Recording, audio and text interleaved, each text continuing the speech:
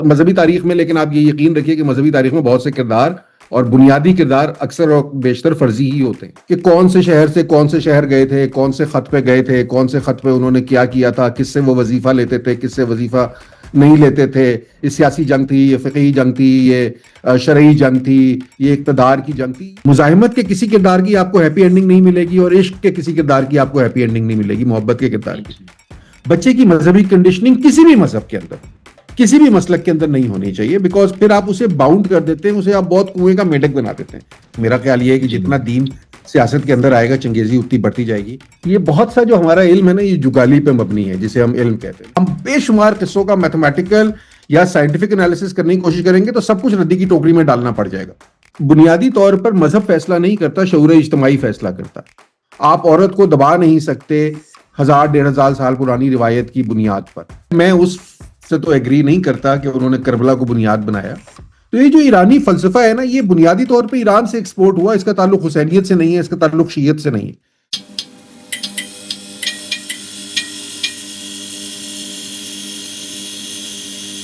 سلام، آداب، نمستے، ست سری اکال، شولوم، خداون کی آپ سب پر سلامتی ہو۔ شمس الدین حسن شگری آج ایک نئے پروگرام کے ساتھ آپ کی خدمت میں حاضر ہوا ہوں۔ یہ محرم الحرام کا مہینہ ہے اور اس کے اندر امام حسین علیہ الصلوۃ والسلام کی شہادت ہوئی، اور اسی سلسلے میں ہمارے ہاں اس موضوع پر مختلف لوگ اپنے اپنے ورلڈ ویو کے حساب سے بات کرتے ہیں، اور اس کی کئی تعبیرات اور تشریحات لوگ کرتے ہیں۔ ہم نے اپنی کتاب میں اس کی کوئی 20 سے 22 تعبیرات کو پیش کیا تھا کہ ان کے ہاں، یعنی خود اہل تشیع کے ہاں اس میں اس طرح سے اس کو دیکھا گیا ہے۔ تو پھر مجھے یہ خیال آیا کہ بھئی چونکہ حسین علیہ السلام یا جو بھی تاریخ میں جو چیز اس طرح سے موجود ہے، وہ جتنے بھی اس سے متعلقہ ہیں، جو مسلمان ہیں، مسلمان گھرانوں میں پیدا ہونے والے، اس معاشرے میں رہنے والے، ان سب کے سامنے یہ سب چیزیں گزرتی رہی اور اس پہ گفتگو ہوتی رہتی ہے، اور اس خاص طور پر ان 10 ایام میں تو بہت زیادہ پورے پاکستان کے اندر ایک ماحول ہوتا ہے۔ تو ہماری خواہش یہ تھی کہ میں اس موضوع پر مختلف الفکر اور مختلف الخیال اہل علم کے ساتھ کچھ نشستیں کروں۔ تو اسی سلسلے میں آج موجود ہوں محترم حاشر ارشاد صاحب کے ساتھ۔ حاشر صاحب کی یہ نوازش اور مہربانی ہے کہ طالب علم کی درخواست پر انہوں نے قبول کیا درخواست، اور اس پہ گفتگو کرنے کے لیے تشریف لائے ہیں۔ حاشر صاحب نے ایک مضمون اس پہ لکھا تھا اور اس کے اوپر کافی مختلف قسم کے تبصرے اور سب ہوئے، تو میں اس مضمون کا آخری حصہ پڑھتا ہوں اور پھر حاشر صاحب سے اس موضوع پر کچھ گفتگو کرنا چاہوں گا۔ آخری جو پیراگراف ہے غالباً اس کے اندر حاشر صاحب نے لکھا تھا کہ یہ کردار انکار کے استعارے ہیں، یہ سب لا کی تمثیلیں ہیں، ان کو تاریخ، روایت، مذہب، مسلک سے ہٹ کر دیکھنا پڑتا ہے۔ یہ کسی کے نہیں ہے، یہ سب کے ہیں، سو حسین بھی کسی کا نہیں ہے، حسین سب کا ہے۔ حسین زاہد کا بھی ہے، حسین رند کا بھی ہے، حسین ملحد کا بھی ہے، حسین ذاکر کا بھی ہے، حسین فاسق کا بھی ہے، حسین درویش کا بھی ہے، حسین میرا بھی ہے، حسین تمہارا بھی ہے، کیونکہ تم ہو کہ میں ہوں، کبھی نہ کبھی، کہیں نہ کہیں ایک لمحہ ایسا طلوع ہوتا ہے جو انکار کی گھڑی ہوتی ہے، اور یہی وہ گھڑی ہے جو ظالم کو مظلوم سے، غالب کو مغلوب سے، صادق کو کاذب سے، غافل کو ہوشیار سے، اور فانی کو باقی سے جدا کرتی ہے۔ سو جب انکار کا یہ لمحہ آئے، حسین کو یاد کرنا فیصلہ آسان ہو جائے گا۔ تو یہ طویل مضمون ہے، اس کا میں نے آخری حصہ پڑھا۔ تو حاشر صاحب میں چاہ رہا ہوں کہ تھوڑا سا آپ جو ہے اس پہ 2 پہلوؤں پہ بات ہوگی، یعنی ایک تو محرم اور اس کے حوالے سے آپ کی بچپن سے لے کر ابھی تک کی یادیں، اس میں آپ نے کیا کیا ملاحظہ فرمایا، خود آپ کا اپنا ذاتی تجربہ، مشاہدہ، گھر، محلہ، گلی، ملک سے لے کر پوری دنیا میں بھی اس کے اوپر جو چیزیں آپ نے دیکھی ہوں گی، اور ایک تو اس پہلو سے، پھر انقلاب ایران اور اس سے پہلے اور اس کے بعد آپ کو ذاکروں اور علماء کے بیانات آپ نے اگر سنے ہیں تو اس میں آپ کو کوئی تبدیلی یا کوئی چیز محسوس ہوئی، اور دوسرا جو رسوم رواج وغیرہ ہمارے یہاں اس حوالے سے رائج ہے اس پہ، اور ایک دوسرا جو پہلو ہے جو آپ نے بھی آخر میں بات کی کہ حسین کا یہ اقدام اور یزید کے خلاف جو کچھ انہوں نے کیا، اس کے حوالے سے کچھ آپ کے ساتھ علمی فکری نوعیت کی میں کچھ گفتگو چاہوں گا. چلیں سر، میں آپ سوال کریں میں جواب دینے کی کوشش کر لوں گا، بس یہی کر سکتا ہاں ہوں. باقی جی ہماری جی. باتیں لوگ سن کے ناراض ہی ہوتے ہیں، تو ناراض ہم پھر کر لیں گے، اور لوگوں کو کیا فرق پڑتا ہے. ہاں نہیں، انجام آپ یہ سے پیار انجام ایک کرنے، ہی ہوتا ہے. انجام ایک ہی نہیں ہوتا نہیں نہیں نہیں، آپ سے محبت کرنے والے لوگ بھی ہیں نا، آپ ان کو کیوں فراموش کرتے؟ صرف ناراض ہونے والوں کا ذکر کر رہے ہیں تو ہے. میں کوئی بھی. جمہوریت میں اکثریت کا ذکر کرنا چاہیے. ٹھیک ہے، لیکن توجہ دینی چاہیے. لیکن اقلیت کو بھی جو ہے نا پیش نظر رکھنا چاہیے، کیونکہ اقلیتیں ہمارے یہاں ویسے بھی مظلوم ہیں، تو آپ جی بھی ان کا جی، ذکر نہ کریں تو ان کی مظلومیت میں مزید اضافہ ہوگا نا. میں خود مظلوم ہوں تو اقلیت کا ٹھیک. تو تو حاجی کب صاحب، یہ جو آپ نے مضمون لکھا بڑا خوبصورت، اور اس کو، اور پھر جو آخری حصہ خاص طور پر آپ نے حسین کو جو ہے نا ظالم کا بھی کر دیا، فاسق کا بھی، ظالم کا شاید نہیں، اور رند کا بھی کر دیا، اور سب کا، تو یہ کیا آپ کے ذہن میں، آپ اس کو کس انداز سے اس کو ملاتے ہیں سر؟ سر بات یہ ہے کہ میرے لیے جو ہے نا ہمیشہ سے مطلب کسی زمانے میں تاریخ میں نے پڑھنے کی کوشش کی اپنے تئیں جتنی میں پڑھ سکا. جب آپ تاریخ پڑھتے ہیں تو اس میں آپ کو میرا اپنا خیال یہ ہے کہ مختلف نوع تاریخ پڑھنے کے بعد سچ اور جھوٹ جو ہے نا وہ آپ کے سامنے آ جاتا ہے. کوئی اتنا مشکل نہیں ہوتا کہ کیا چیز سچ ہے اور کیا چیز جھوٹ ہے. اچھا، لیکن اس کے لیے ضروری ہے کہ آپ مختلف پرسپیکٹو سے جو ہے تاریخ کا جائزہ لینے کے قابل ہوں. اچھا، اب جہاں تک مذہبی تاریخ کا تعلق ہے نا، جتنی بھی تقریباً مذہبی تاریخ ہے، وہ چاہے یہودیوں کے حوالے سے آ رہی ہو، چاہے وہ کرسچنز اس سے آ رہی ہو، یا چاہے وہ آپ کی ہماری مسلمانوں کی تاریخ آ رہی ہو. میں اسلامی مذاہب کی بات کر رہا ہوں، ابھی باقی مذاہب کی بات نہیں کر رہا. یا اس خطے میں جو ہماری ہندو مائتھولوجی ہے جو تاریخ میں ڈل گئی، تو وہاں بہت سی چیزیں گڑبڑ ہو جاتی ہیں. ایک تو یہ کہ آپ کے اندر تاریخ کے اندر جب تقدس کا عنصر اور عقیدت کا عنصر شامل ہو جاتا ہے تو تاریخ آبجیکٹو نہیں رہتی، اس میں بہت زیادہ اوپینینیٹڈ ہو جاتی ہے. اور اس اوپینینیٹڈ کے اندر کچھ لوگ جو ہیں وہ بہت بڑے سنگھاسن پہ بٹھا دیے جاتے ہیں، اور کچھ لوگ جو ہیں بالکل معزول کر کے کہیں نیچے زمین پہ انہیں بٹھا دیا جاتا ہے، یا ان کو بالکل تاریخ یا تو فراموش کر دیتی ہے یا ان کے اوپر لیبل لگا دیتی ہے. اچھا، یہ پڑھنے کے بعد آپ کو اندازہ ہوتا ہے بہت سی دفعہ کہ شاید اس تاریخ پہ آپ اعتبار ایک حد تک ہی کر سکتے ہیں، اس سے زیادہ نہیں کر سکتے. اور اس پہ اگر باقاعدہ کوئی آبجیکٹو ڈیبیٹ چھڑے گی، کوئی بات چیت ہوگی، تو ہر طرح کا موضوع سامنے آ جائے گا. تو مجھے یہ لگتا ہے کہ تاریخ کے جو کردار ہیں، مذہبی تاریخ کے جو کردار ہیں، انہیں اگر ہم استعاروں کی صورت میں اور تمثیل کی صورت میں اور کرداروں کی صورت میں، اور ان کرداروں کا جو اثر کسی معاشرے پر یا کسی معاشرت پر یا کسی فلسفے پر ہو سکتا ہے، اگر صرف اس حوالے سے لے لیں تو ہمارے لیے ذرا زندگی آسان ہو جائے گی. ورنہ ہم سب آپس میں سر پھٹولی کرتے رہیں گے، کیونکہ میرا کردار جو ہوگا بعض اوقات وہ آپ کے کردار سے کہیں نہ کہیں گتھم گتھا ہوگا. آپ اپنے کردار کے گرد ایک تقدس کا حالہ لے کر چلیں گے، میں اپنی عقیدت کی چادر اڑاؤں گا اپنے کردار کو، اور پھر ہم ان کے اوپر لڑیں گے. اور ہم 1000 سال بعد بھی لڑیں گے، اور 1500 سال بعد بھی لڑیں گے، اور 2000 سال بعد بھی لڑیں گے، جس کا کوئی مقصد نہیں ہے. یہ وہ لوگ ہیں جو کب کے اس دنیا سے چلے گئے. اب جو چیز ہے وہ ان چیز لوگوں کی شخصیت، جو جو ان کی ذات ہے، وہ اثر اس کا نہیں ہے. اثر اس چیز کا ہے آپ ان کے ساتھ کیا کردار ایسوسیٹ کر رہے ہیں، آپ کس چیز کی انہیں علامت اور کس چیز کا انہیں نمائندہ بنا رہے ہیں. اگر آپ کسی کو ظلم کا نمائندہ بنا رہے ہیں تو پھر آپ کو اس کو کانٹیکس میں دیکھنا پڑے گا. کسی کو بہادری کا نمائندہ بنا رہے ہیں تو آپ کو بہادری کے کانٹیکس میں اسے ایک ایگزامپل کے طور پہ لینا پڑے گا. آج کے دن ہم بیٹھ کے اگر ہرکیولیس کی تاریخ ڈھونڈنا شروع کر دیں، یا آج کے دن بیٹھ کے ہم اسپارٹیکس کے اوپر بحث شروع کر دیں کہ اسپارٹیکس صحیح کردار تھا کہ نہیں تھا، وہ کون سی شہر سے کون سے شہر تک گیا تھا، کون سی پہاڑی پہ مارا گیا تھا، تو یہ فروئی ان کا بیسیکلی ان معلومات کا، ان جزیات کا کوئی مطلب رہ نہیں جاتا، کوئی معنی رکھتی نہیں ہے. یہ ویسی تاریخ نہیں ہے جس کو آپ آج کے دن ریلیٹ کر کے کوئی مستقبل کا لائحہ عمل طے کر سکیں یا چیزوں کو ٹھیک کر سکیں. یہ معنی نہیں رکھتی ہیں آج کے دن. تو میں اس لیے ان چیزوں کو بہت ہی علامتی نقطۂ نگاہ سے دیکھنے کا قائل ہوں. بلکہ اگر آپ برا نہ مانیں تو میں جو مذہبی تاریخ ہے اسے ایک مائتھوس کے طور پہ یا اسطورے کے طور پہ، اساطیر کے طور پہ دیکھنے کا قائل ہوں. اگر آپ اساطیر کے طور پہ دیکھیں گے نا تو وہ ایک کہانی ہے آپ کے لیے.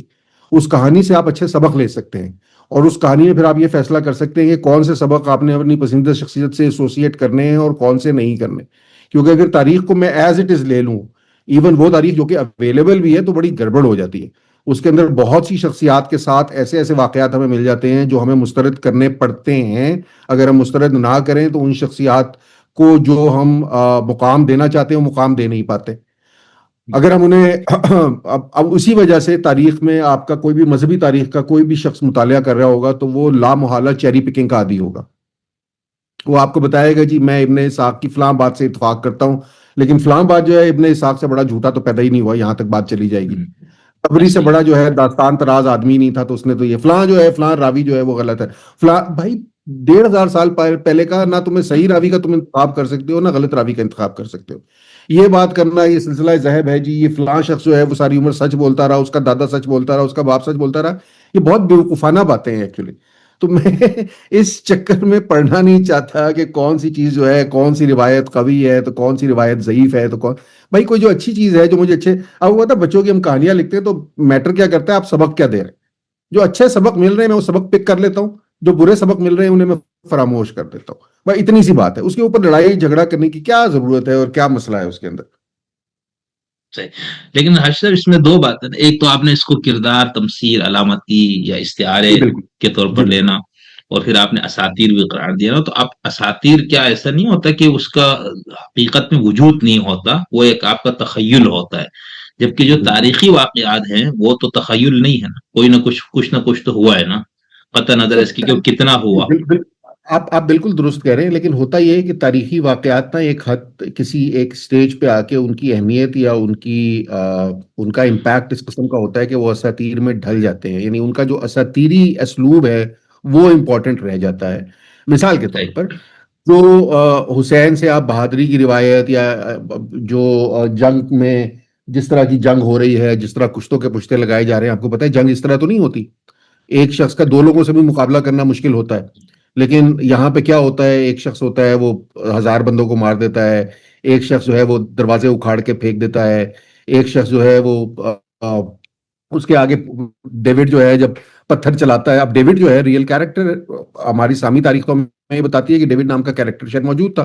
گلایت تھا یا نہیں تھا مجھے نہیں پتا، ہو سکتا ہے کہ گلایت نام کا ہو.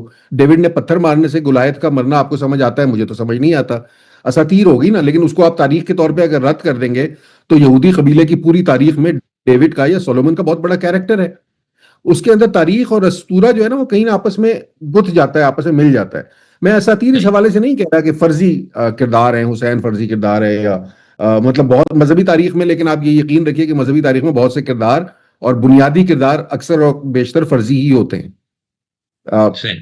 اب مطلب اس بات کو یہیں چھوڑ دیتے ہیں، اس سے زیادہ میں اس پہ روشنی ڈالوں گا تو مسئلہ بن جائے گا. بٹ بہت سے کردار اور بہت سی جو اس کی بنیاد ہوتی ہے وہ فرضی ہی ہوتی ہے. لیکن یہ بہت سے کردار جو ہے نا وہ اسطورے کی حیثیت اختیار کر لیتے ہیں. اسطورہ جو ہے صحیح. میتھ اسے لٹرل میننگ میں آپ لیں گے تو وہ کسی اور طرف بات چلی جائے گی، لیکن میرا اپنا خیال یہ کہ تاریخ اور اساطیر جو ہے وہ کہیں نہ کہیں گتھ جاتی ہیں ایک دوسرے میں. وہ کیریکٹر اتنا بڑا ہو جاتا ہے کہ آپ اسے ایک اساطیری کردار بنا دیتے ہیں. ہم کہتے ہیں نا بہت سے لوگوں کو ہم کہتے ہیں کہ یہ اساطیری لیجنڈری کردار، لیجنڈ بالکل. جو ہے وہ بھی ایک طرح سے اساطیر کا ہی مطلب ہے نا، اسی اسطورے کے مطلب میں آتا ہے. جو صحیح. لیجنڈری کردار بن جاتے ہیں نا پھر اس کردار کا آپ کو وہ حوالہ، وہ امپیکٹ دیکھنا پڑتا ہے جو وہ معاشرے پہ یا جو کسی انسان پہ وہ مرتب کر رہا ہے، اور اس سے آپ نے کیا سبق لینا ہے. وہ سبق امپورٹنٹ رہ جاتا ہے، شاید وہ کردار امپورٹنٹ نہیں رہتا ان اٹ سیلف. تو اس کردار کو آپ ڈائسیکٹ کرنا شروع کر دیں کہ کون سے شہر سے کون سے شہر گئے تھے، کون سے خط پہ گئے تھے، کون سے خط پہ انہوں نے کیا کیا تھا، کس سے وہ وظیفہ لیتے تھے، کس سے وظیفہ نہیں لیتے تھے.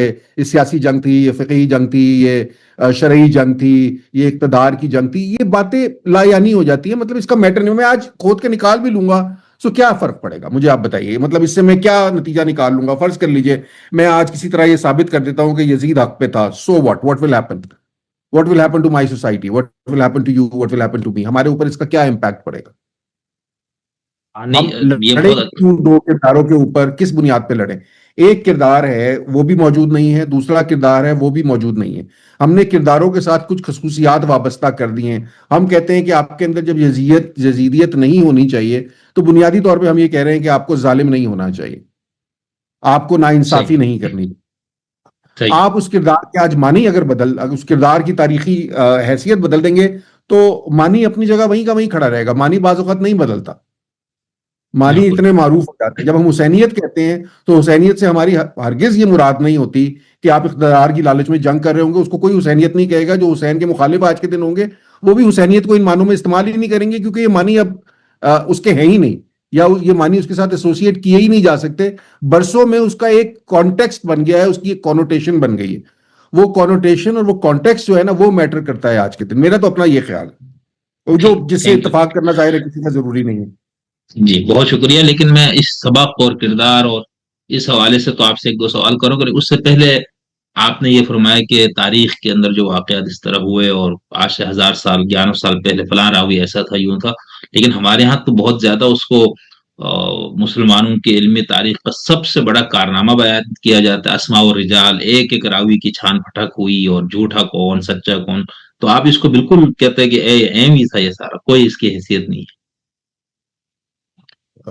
آپ مروائیں گے مجھے. اچھا خیر، یہ میں دیکھیے، میں اسے علمی تاریخ تو بالکل نہیں سمجھتا، میں اسے مذہبی تاریخ کہتا ہوں. ٹھیک ہے. اچھا، علم کی میری اپنی ایک ڈیفینیشن ہے، یا آپ کی بھی ایک ڈیفینیشن ہے. علم وہ ہوتا ہے جو کہیں انسان کے لیے نافع ہوتا ہے، انسان کے لیے اس کی کوئی کنٹریبیوشن ہوتی ہے. آرکیولوجی کا علم آپ کیوں لیں گے؟ میں ڈیفائن کر سکتا ہوں کہ آرکیولوجی کے اندر کیا مجھے فائدے، کیا نقصانات، کیا چیزیں، کیا اس کے مجھے ملے گا.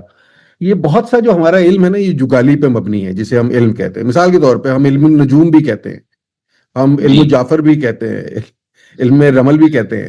لیکن میں اب اس کو علم تو نہیں مانتا، کیونکہ یہ بیسیکلی تو بالکل جگالی ہے، نہ سر ہے نہ پیر ہے. اب میں یہ طے کرنا، اچھا وہ طے کرنا کیوں ضروری ہے؟ اب میرے لیے نا وہ چیزیں بڑی ایک بعض اوقات دوبیدھا کا شکار آپ ہو جاتے ہیں. آپ کہتے ہیں یار کہ حجت الوداع کے دن جو پروفٹ ہے، جس کو آپ سمجھتے ہیں کہ دین کا بنیادی ماخذ وہ ہے، وہ کہتا یہ ہے کہ دین مکمل ہو گیا.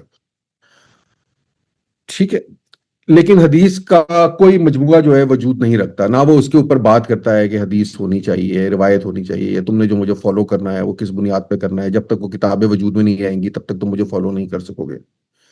وہ کتابیں وجود میں آنے میں 1 2 10 15 20 سال نہیں لگتے، سینکڑوں سال لگ جاتے ہیں ان کتابوں میں جو آج کے دن ہم استعمال کرتے ہیں، جن کے اوپر ہماری توجہ ہے. اچھا، لوگ نا سینکڑوں سال کو سمجھ نہیں پاتے کہ سینکڑوں سال کا کانٹیکس کتنا بڑا ہے. پاکستان کو بنے ابھی 75 سال ہوئے ہیں، لیکن آپ کو ایک شخص بھی شاید بمشکل ملے گا جو اپنے ہوش و حواس میں جس نے پاکستان کو بنتے دیکھا ہوگا. لوگ مر گئی ہیں، وہ تو پوری نسل 75 سال کے اندر فنا ہو گئی، سوائے فیصل رحمان صاحب کے، جنہوں نے کہا تھا کہ میں پاکستان بنتے ہوئے بھی زندہ تھا اور میں نے قائد اعظم سے ہاتھ ملایا تھا. ابھی کچھ دن پہلے انہوں نے فرمایا. خیر اینی ویز، نہیں، میرا ادھر ایک جاننے والے بزرگ ہے، ان سے میں نے ابھی پچھلے دنوں اس پہ گفتگو کی. وہ 98 سال کی ان کی عمر ہے، تو ان کو سب یاد لوگ تھا. آپ کو ہاں مطلب اکا دکا بہت کم. 98 جی. سال کے اور وہ بھی لوگ آپ کو وہ مل بھی جائیں گے نا، 23 ہاں سال وہ کی بھی عمر میں. ہاں اور وہ بھی سوئے حفظ کا اور شکار ہو کے. چلے جی جی بولیں. اور یہ 75 سال ہے، آپ 25 سال اور ایڈ کر لیں آگے، ہم 25 تو کوئی وہ نہیں بھی ہوگا، نہیں، کوئی بھی نہیں ملے گا آپ کو، کوئی کوئی نہیں شخص ملے موجود گا. نہیں ہوگا. اب ہم اس دور میں بیٹھے ہیں جہاں پہ چیزیں ریکارڈ ہوتی ہیں، ہمارے پاس ویڈیو ریکارڈنگز موجود ہیں، ہمارے پاس آڈیو ریکارڈنگز موجود ہیں، ہمارے پاس لکھے ہوئے ڈاکومنٹیشن موجود ہے. اس کے باوجود بے پناہ لڑائی ہے کہ قیام پاکستان کے وقت ہوا گیا تھا. ہاں صحیح. ہم ابھی تک اس بات کے اوپر لڑائی ہے، مطلب ہمیں سمجھ نہیں آتی کردار کون سے ہیں، کیا ہے کیا نہیں ہے، کیسے نہیں ایسا ہے. ہی.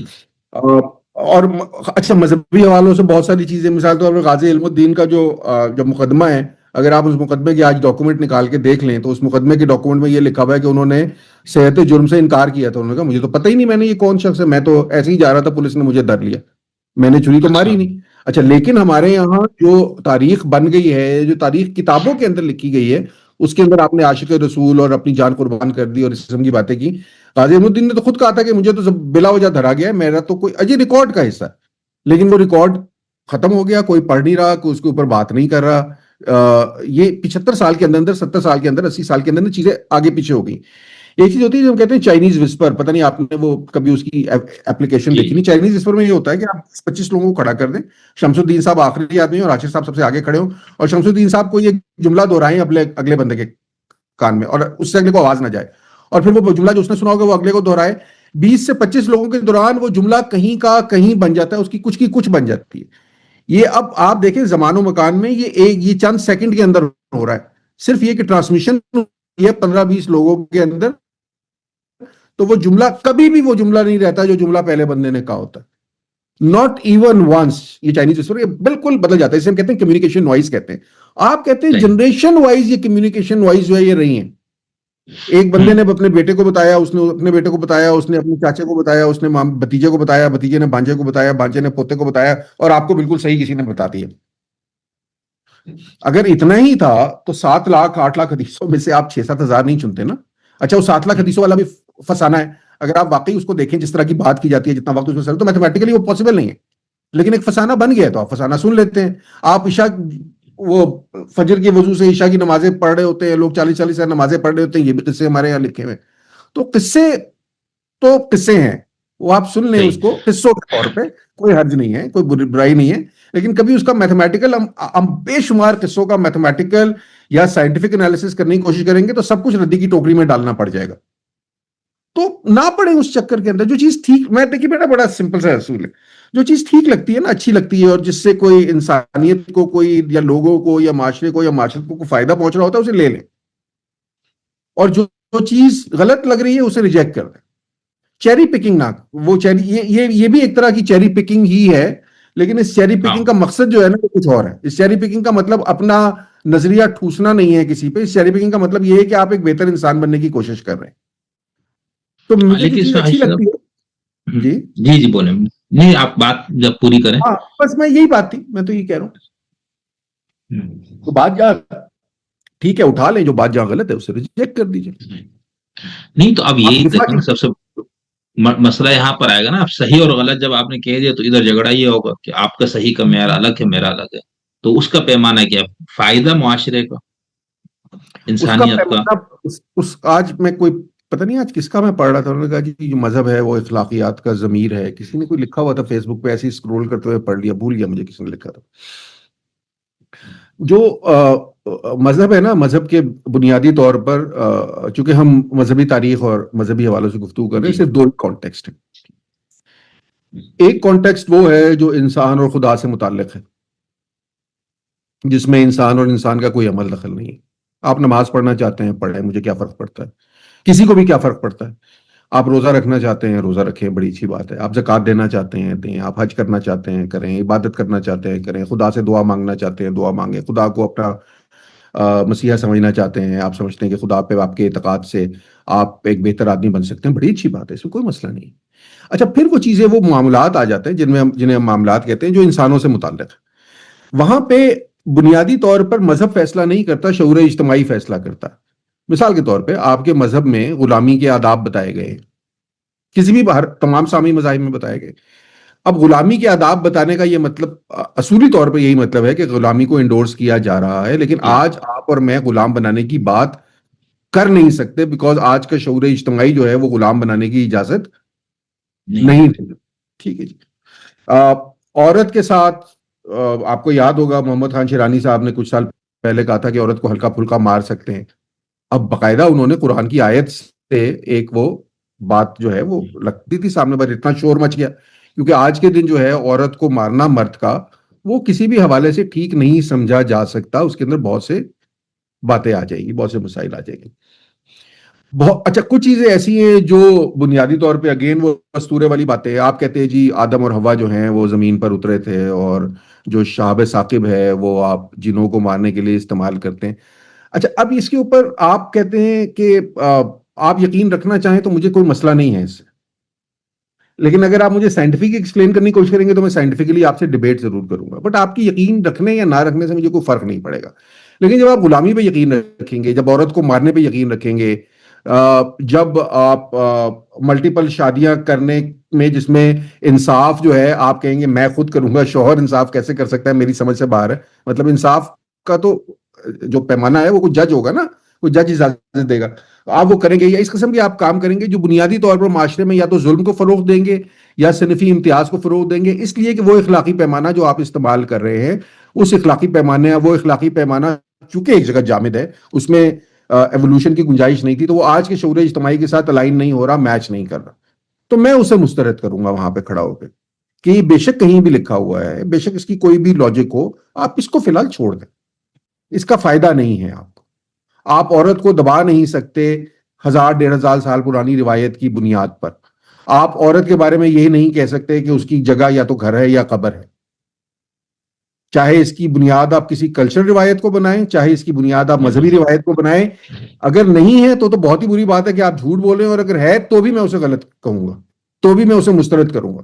آپ غلام بنائیں گے کہ آپ کہیں گے یار اجازت ہے غلام بنانے کی، تو میں آپ کی بات نہیں مانوں گا، بے شک اس کی اجازت کہیں دی ہوئی ہے، کسی مقدس ٹیکسٹ میں دی ہوئی ہے.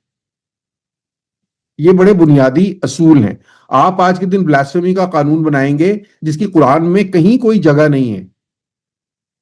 آپ کو پتا ہے، آپ میرے سے زیادہ مطالعہ رکھتے ہیں قرآن کا، قرآن میں کہیں توہین کے جرم کا ذکر نہیں ہے، لیکن ہم نے اس پہ نہ صرف یہ کہ قانون بنا دیا، بلکہ اس قانون میں موت کی سزا رکھ کے لوگوں کو یہ پیغام دیا کہ نہ صرف یہ کہ ایک جرم ہے، اس جرم کی کوئی باؤنڈریز نہیں ہے، اس جرم کی سزا جو ہے وہ قتل کے حد تک ہے. تو ہم نے ایک طرح سے لوگوں کو یہ لائسنس دے دیا، اور اس کا نتیجہ ہم دیکھ رہے ہیں. بلاسفیمی بزنس گینگ اتنا پاورفل ہو گیا، اربوں روپے کروڑوں روپے اس نے لوگوں سے ٹھگ لیے. کس بنیاد پہ ٹھگ لیے؟ لوگوں کے اندر آپ نے خوف جگا. بالکل. تو یہ آپ جب کریں گے مذہب کے نام پر، مذہب کی اپنی انٹرپریٹیشن کے نام پر، تو میں اسے مسترد کروں گا. اس کا مطلب یہ ہے کہ جو شعور اجتماعی ہے یا جو اخلاقی اصول ہیں وہ مذہب کی میراث نہیں ہے، وہ شعور اجتماعی فیصلہ کرتا ہے. میں آرتھر سی کلارک کا غالباً ایک قول ہے جو میں کئی دفعہ دہراتا ہوں، اس نے کہا تھا the biggest tragedy in human history is hijacking of morality by religion. کہ ریلیجن نے ہائی جیک کر لی مورالٹی. اب یہ کیا، آپ اگر کسی وقت کی مورالٹی پڑھیں، مثال کے طور پہ آپ یہودیوں کا جو ہے سارا وہ پڑھیں، یا آپ ہندو جو ٹیکسٹ ہے وہ پڑھیں، یا مسلمانوں کا پڑھ لیں، تو آپ کو اندازہ ہوگا کہ ہر ایک کے اندر تھوڑے تھوڑے فرق ہیں. اچھا، یہ فرق اخلاقی حوالے سے، یہ اخلاقی کوڈ کے حوالے سے، یہ اخلاقی کوڈ کیا ہے، یہ کوڈیفیکیشن کیا ہے؟ یہ کوڈیفیکیشن وہ ہے جو اس وقت تک لوگوں کو سمجھ آنی شروع ہوئی تھی. وہ موجود تھے، مذہب نے ایجاد نہیں کیے، یہ اس وقت موجود تھے. آپ نے اس کو اٹھایا، تھوڑا سا ماڈیفائی کر کے اس کو مذہب کا حصہ بنا دیا. مذہب نے اخلاق پریزنٹ نہیں کیا، اخلاق معاشرے نے دیے. آپ نے اس وقت، اچھا، اب جب اخلاقی کوڈ آپ نے اس کو کوڈیفائی مذہب کے اندر کر دیا، تو اس کا مطلب ہے وہ جامد ہو گیا. وہاں پہ ایوولوشن کی آپ نے گنجائش ختم کر دی، کیونکہ جو معاشرتی اخلاقی کوڈ ہے وہ تو ایوالو کرے گا. مثال کے طور پہ آپ 10 کمانڈمنٹس اگر پڑھ لیں، تو 10 کمانڈمنٹس کے اندر جو آپ پہلی 4 کمانڈمنٹس ہیں ان کا تعلق انسان سے ہے ہی نہیں. جو آخری 2 کمانڈمنٹس ہیں وہاں پڑھیں تو عورت، گائے، بکری اور بیل جو ہے وہ برابر ہے. عورت کو بالکل اس طرح ٹریٹ کیا گیا ہے جیسے گائے، بکری، بیل کو. 10 کمانڈمنٹس ہیں جو پروفٹ موزس سے آپ ایسوسیٹ کرتے ہیں، اور جسے آپ پہلا اخلاقی، سامی مذاہب کا شاید پہلا اخلاقی کوڈ جو ہے اس کے طور پہ لیتے ہیں. حضرت ابراہیم کے کسی صحیفے کا تو سراغ ہمیں نہیں ملتا. تو آپ پڑھیں تو وہ 10 اخلاقی، کیا آپ کی جو اخلاقی ڈائیورسٹی ہے یا مورل ڈائیورسٹی آج کے دن ہے، کیا وہ 10 کمانڈمنٹس اسے کور کرتی ہیں؟ نہیں کرتی نا کور. لیکن ان 10 سے زیادہ اس وقت کی سوچ، اس وقت کی شاید سوچ اس 10 سے آگے نہیں گئی تھی. اب بہت آگے چلی گئی ہے، بہت زیادہ اس کے اندر ڈیورسٹی آ گئی ہے، بہت زیادہ اس کے اندر چیزیں چینج ہو گئی ہیں. عورت کو انسان سمجھنا کسی حد تک ہم نے شروع کر دیا ہے. ہم نے اسے بتا کہ گائے، بکری، بیل جیسا ہم نے اسے کہا کہ چلو نہیں، تھوڑا سا ہم تمہیں، اور انسان والے لیول پہ بھی تو ابھی بھی نہیں لائے، بٹ تھوڑا سا ایلیویٹ ہم نے کر دیا. گائے، بکری، بیل سے اوپر لے آئے. تو نیچے ہے گائے، بکری، بیل، پھر عورت ہے، اور پھر مرد ہے. تو یہ ہم نے کیٹیگریز ابھی اس طرح کی بنائی نہیں. پہلے تو وہ شاید اس سے بھی نیچے ہم نے اسے رکھا تھا جب زرعی معاشرے میں. لیکن ارشد صاحب، یہ چلیے تو ایک زمینی بات تھوڑی دوسری طرف زیادہ جا رہی. ویسے یہ عورت کے حوالے سے یہ جو منفی رویہ پایا جاتا ہے، یہ صرف مذہب کے اندر نہیں ہے بلکہ تو بڑے بڑے فلاسفہ کے ہاں بھی اس طرح سے ملتا ہے. تو اس کا تو عورت میں کوئی مسئلہ ہے؟ یہ جن فلاسفرز کی طرف آپ اشارہ کر رہے ہیں، ایکچولی وہ فلاسفر بھی کوئی غیر مذہبی فلاسفر نہیں تھے. یہ بڑے پکے پکے کرسچن فلاسفرز تھے جن کی آپ اس وقت بات کر رہے ہیں. انہوں نے بڑا بڑا عورت دشمن نہیں، نیٹشے کے بھی شاید کوئی اس طرح کے خیالات ہیں. نیچے کے اور مسائل تھے، اس بیچارے کے اپنے ذاتی مسائل. اچھا، ہمارا ایک مسئلہ ہے نا، ہم نے کہا کہ نیچے نے کہہ دیا تو بس یہ حرف آخر ہو گیا. نہیں، حرف آخر میں ہم تو یہ کہہ رہے ہیں کہ وہ بالکل غیر مذہبی آدمی تھا نا. میں ابھی جو میں نے پہلے آپ سے بات کی نا، وہی بات فلسفی کے حوالے سے بھی ہے. جی، کوئی بھی شخص عقل کل نہیں ہے. نہ ٹھیک آپ ہے. ہیں، نہ میں ہوں، نیچے، نہ برگسا ہے، نہ دریدا ہے، نہ فوکو ہے. کوئی نہیں ہے، نہ فرانس فینن ہے، کوئی نہیں ہے. سب نے باتیں کی ہوں گی، ٹھیک باتیں کی ہوں گی. جو باتیں ان کی ٹھیک ہیں وہ لے لیجئے، جو باتیں ان کی غلط ہیں اسے ریجیکٹ کر دیجئے. یہ کرنے میں کتنا کو مشکل کام ہے. یہ ہم نے جو ہمارے فلسفیوں کو ماننے والے ہیں، انہوں نے فلسفیوں کو بھی خدا بنا دیا ہے تقریباً. کہ مارکس نے اگر کہہ دیا ہے تو مارکس کی بات تو غلط ہو ہی نہیں سکتی. وہ تقریباً نیچے نے اگر کہہ دیا ہے تو ہر بات میں نیچے کودے گا ہی کودے گا. اور وہ جو بات کہے گا وہ حرف آخر ہوگی. نہیں یہ تو کانٹ نے غلط کہہ ہو دیا گیا. یا ہیگل نے کہہ دیا, تو یہ جو ہے نا مطلب یہ تو نبی ہر بنانا ہو گیا نا, یہ تو نبی بنانا ہو گیا نا کہ میں تو آپ فلسفی سے کے کہتا بارے ہوں میں کہ بھی. آپ کسی کو بھی یہ نہیں دے سکتے. جی میں کہہ رہا ہوں مذہبی معنوں میں نبی کا ایک مذہبیوں کا خیال ہے نا کہ ان سے غلطی نہیں فلانا وہ جو بات, تو یہ اگر فلسفیوں کے بارے میں بھی یہ ہو گیا تو پھر آپ نے بیسیکلی ان کو یعنی مذہب کو آپ نہیں مان رہے لیکن آپ نے ان کو نبوت کا جیسے درجہ ہے کہ بھائی ان سے کوئی غلطی نہیں. لیکن اس میں میں کہہ رہا ہوں نا کہ حضرت کارل مارکس کے تو کوئی عورت کے حوالے سے منفی کوئی چیز نہیں ہے کیونکہ وہ تو بالکل مساوات والے تھے, لیکن ان کے علاوہ بڑے فلا یہاں تک کہ ارسطو سے بھی چیزیں مل جاتی ہے, شوپنہار سے مل جاتی ہے, یہ میرے خیال بہت سے زیادہ کانٹ وغیرہ. تو یہ کیا مطلب میں یہ صرف یہ سمجھنا چاہوں کوئی چکر تو ہے, وہ چکر آپ کو کیا سمجھ میں ہے؟ فلسفی جو ہے وہ کوئی گملے میں تو نہیں ہوگا, وہ اپنے ماحول, اپنے انوائرمنٹ, اپنے دور کی پیداوار ہے. اس دور میں سائنس جہاں تک پہنچی ہے, اس دور میں اخلاقی اصول جہاں تک پہنچے ہیں, اس دور میں صنفی امتیاز جہاں تک پہنچا ہے, وہ کسی نہ کسی حد تک اسے پروجیکٹ کرے گا. بہت کم لوگ آپ کو ملیں گے جو اپنے زمانے سے بہت آگے کی بات کر لیں گے, اور ایونچولی وہی لوگ ہیں جنہیں ہم کہتے ہیں کہ وہ لیجنڈری سٹیٹس ان کو مل جاتا ہے کیونکہ وہ اپنے زمانے کے محتاج نہیں رہتے, وہ زمانے سے آگے نکل جاتے ہیں. پھر فلسفی جو ہے ان کے اپنے ذاتی مسائل بھی ہیں, ان کی بیویاں بھی ہیں, ان کی گرل فرینڈز بھی ہیں, انہیں دھوکے بھی ملے ہیں, ان کے اور مسائل بھی ہیں, وہ بھی کہیں نہ کہیں ان کی بات چیت کے اندر جھلکتا ہے, بات چیت ہوتی ہے اس قسم کے. فلسفی جو ہیں وہ اپنے زمانے میں دیوتاؤں کے پیروکار بھی ہو سکتے ہیں. فلسفی یا سائنسدان بھی جو ہیں وہ پکے پکے کرسچن یا پکے پکے مسلمان بھی ہو سکتے ہیں.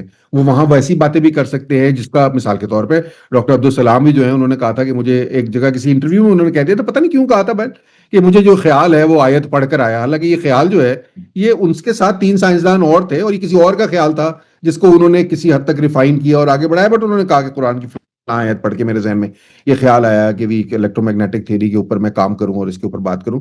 تو خیر انسپریشن آپ کہیں سے بھی لے سکتے ہیں. ہم سن رہے ہوتے ہیں رامانجن کا خیال یہ تھا, جو ہمارا میتھمیٹیشین تھا یہاں کا, کہ رات کو دیوی جو ہے وہ اس کو آتی ہے اور اس کو میتھمیٹیکل فارمولے جو ہے وہ سناتی ہے یا بتاتی ہے. تو ہم سب اپنے اپنے توہمات کے اسیر ہوتے ہیں, اپنے اپنے بچپن کی کنڈیشننگ کے اسیر ہوتے ہیں, اپنے ماحول کے اسیر ہوتے ہیں. تو اس سے بہت سی چیزیں ایسی پھوٹتی ہیں جو لاجیکل نہیں ہوتی, جو آپ کی اس فکر کو ریپرزینٹ نہیں کرتی جس فکر نے معاشرے میں کوئی مثبت اثر مرتب کرنا ہوتا ہے. بہت سے فلسفیوں کو جو اپنے دور میں بہت بڑے فلسفی مانے جاتے تھے, زمانے نے وقت کے ساتھ ساتھ مسترد بھی کر دیا. آپ کو یہ بھی پتا ہے 17ویں صدی کا جو بہت سا فلسفہ ہے وہ آج ہم دریا برد کرنے کے قابل سمجھتے ہیں, کیونکہ اس دوران ہم گول گول گھوم رہے تھے مذہب اور فلسفے میں تطبیق کرنے کے لیے. تو یہ ہمارے مسائل ہیں. تو یہ فلسفی, اگین فلسفی ہو, ناولسٹ ہو, رائٹر ہو, مبلغ ہو, پوڈ کاسٹر ہو, کوئی ہو, وہ اصول وہی رہے گا. اچھی بات کرتا ہے تو آپ لے لیجئے, بری بات کرتا ہے, بات غلط لگتی ہے تو اسے آپ چھوڑ دیجئے, ریجیکٹ کر دیجئے. اچھا یہ کرنا کیسے ہے, یہ ہم میں سے ظاہر ہے, یہ بھی ہر شخص کا فلٹر اور پیمانہ جو ہے وہ الگ الگ ہوتا ہے. اقبال کی باتیں سن کر غلام احمد پرویز بھی اقبال کو جو ہے وہ کرتے ہیں, لے کے چلتے ہیں, تو خادم رضوی صاحب بھی اقبال کو لے کر چلتے ہیں. اب خدا جانے اقبال کیا چاہتے تھے کہ انہیں کون لے کر چلے اور کون ان کا علم اٹھائے. تو آپ اگین اسی طرح کوئی چیز بذات خود اچھی بری نہیں ہوتی. چھری سے آپ کسی کا پیٹ چاک کر دیں یا چھری سے آپ پھل کاٹ لیں, وہ شاید آپ کا مسئلہ ہے. تو اس کے اوپر بھی میں کوئی فارمولا نہیں بنا سکتا کہ ہم کیسے فیصلہ کریں گے کون سی چیز اچھی ہے اور کون سی چیز بری ہے. معاشرہ اس وقت تک کا, میں بار بار وہ لفظ استعمال کر رہا ہوں at the expense of sounding like a broken record, لیکن شعور اجتماعی آپ کا اس وقت تک کا جو آپ کے پاس موجود ہے, جو آپ کا ضمیر اجتماعی ہے, وہ آپ کو بہت حد تک گائیڈنس پرووائڈ کر دیتا ہے کہ کون سی چیز جو ہے وہ آپ کو لے لینی چاہیے اور کون سی چیز جو ہے وہ آپ کو چھوڑ دینی چاہیے. یہاں پر اب جو آپ نے ایک بات کی نا کہ اس سے سبق اور لینا یا اس سے کیا فرق پڑے گا, ہم یزید کو اگر درست مان لیں اور حسین کو غلط یا حسین کو درست, لیکن حاشی صاحب اس سے فرق یہ پڑے گا نا. اب جیسے مثال یہ حسینیت کا جو نعرہ جو لوگ لگاتے ہیں آپ کے علاوہ, تو ان کے ہاں تو پورے کانسیپٹ ہے نا کہ ہم نے ظالم, جابر اور اس طرح کی حکومت اور حکمرانوں کو جو ہے نا وہ جوتے کی نوک پہ رکھنا ہے اور ان کے خلاف نکلنا ہے, اور ان کو جی یہ حسین آپ کو تعلیم دے کر گئے. تو یہ تو فرق پڑے گا. ٹھیک ہے, نہیں تو 1400 سال ہو گئے نا. جی 1500 سالوں کے اندر آپ کا ایک استعارہ اسٹیبلش ہو گیا ہے کہ نہیں ہو گیا؟ اب ہوگی. آپ کون سی نئی تاریخ کریت کے نکالیں گے کہ یہ ستارہ بدل جائے. مطلب تاریخ تو وہی ہے آپ کے پاس, ٹھیک. وہی مقتل ہے آپ کے پاس, وہی تبری ہے آپ کے پاس, وہی ابن اسحاق ہے آپ کے پاس, وہی روایات کی آپ کے پاس کتابیں ہیں, وہی حدیث کی آپ کے پاس کتابیں ہیں, وہی شام کے بازاروں کے بیانات ہیں آپ کے پاس, وہی ائمہ کے اقوال ہیں آپ کے پاس. کون سی ایسی نئی چیز ہے؟ ہم اس میں کہتے ہیں لیگل دنیا کے اندر کہ کسی عدالت کورٹ جو ہے نا وہ نیا کیس اس وقت تک نہیں کھولتی جب تک نئی ایویڈنس جو ہے وہ سامنے نہ آئے. تو اگر آپ نے پرانی ایویڈنس کو ریسائیکل کرنا ہے تو میں سمجھنا چاہ رہا ہوں کہ اس پرانی ایویڈنس میں ایسا کیا ہے جو اس سے پہلے ایکسپلور نہیں ہو چکا.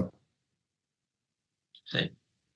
نہیں, اس میں یہ ہوا نا, جیسے ہمارے ہاں خود اثنا عشری شیعوں کے ہاں بھی جو امام حسین کے بعد سے لے کر امام خمینی تک اس کو بنیاد بنا کے کوئی اس طرح کی تحریک برپا کرنے کی یعنی کوشش نہیں کی. مختار وغیرہ چلو انہوں نے قاتلان حسین کو بدلا لیا, وہ جو کچھ موجود ہے, لیکن آپ دیکھو نا 1100 سال یا 1200 سال کے پرانی بعد بات جا کے جی,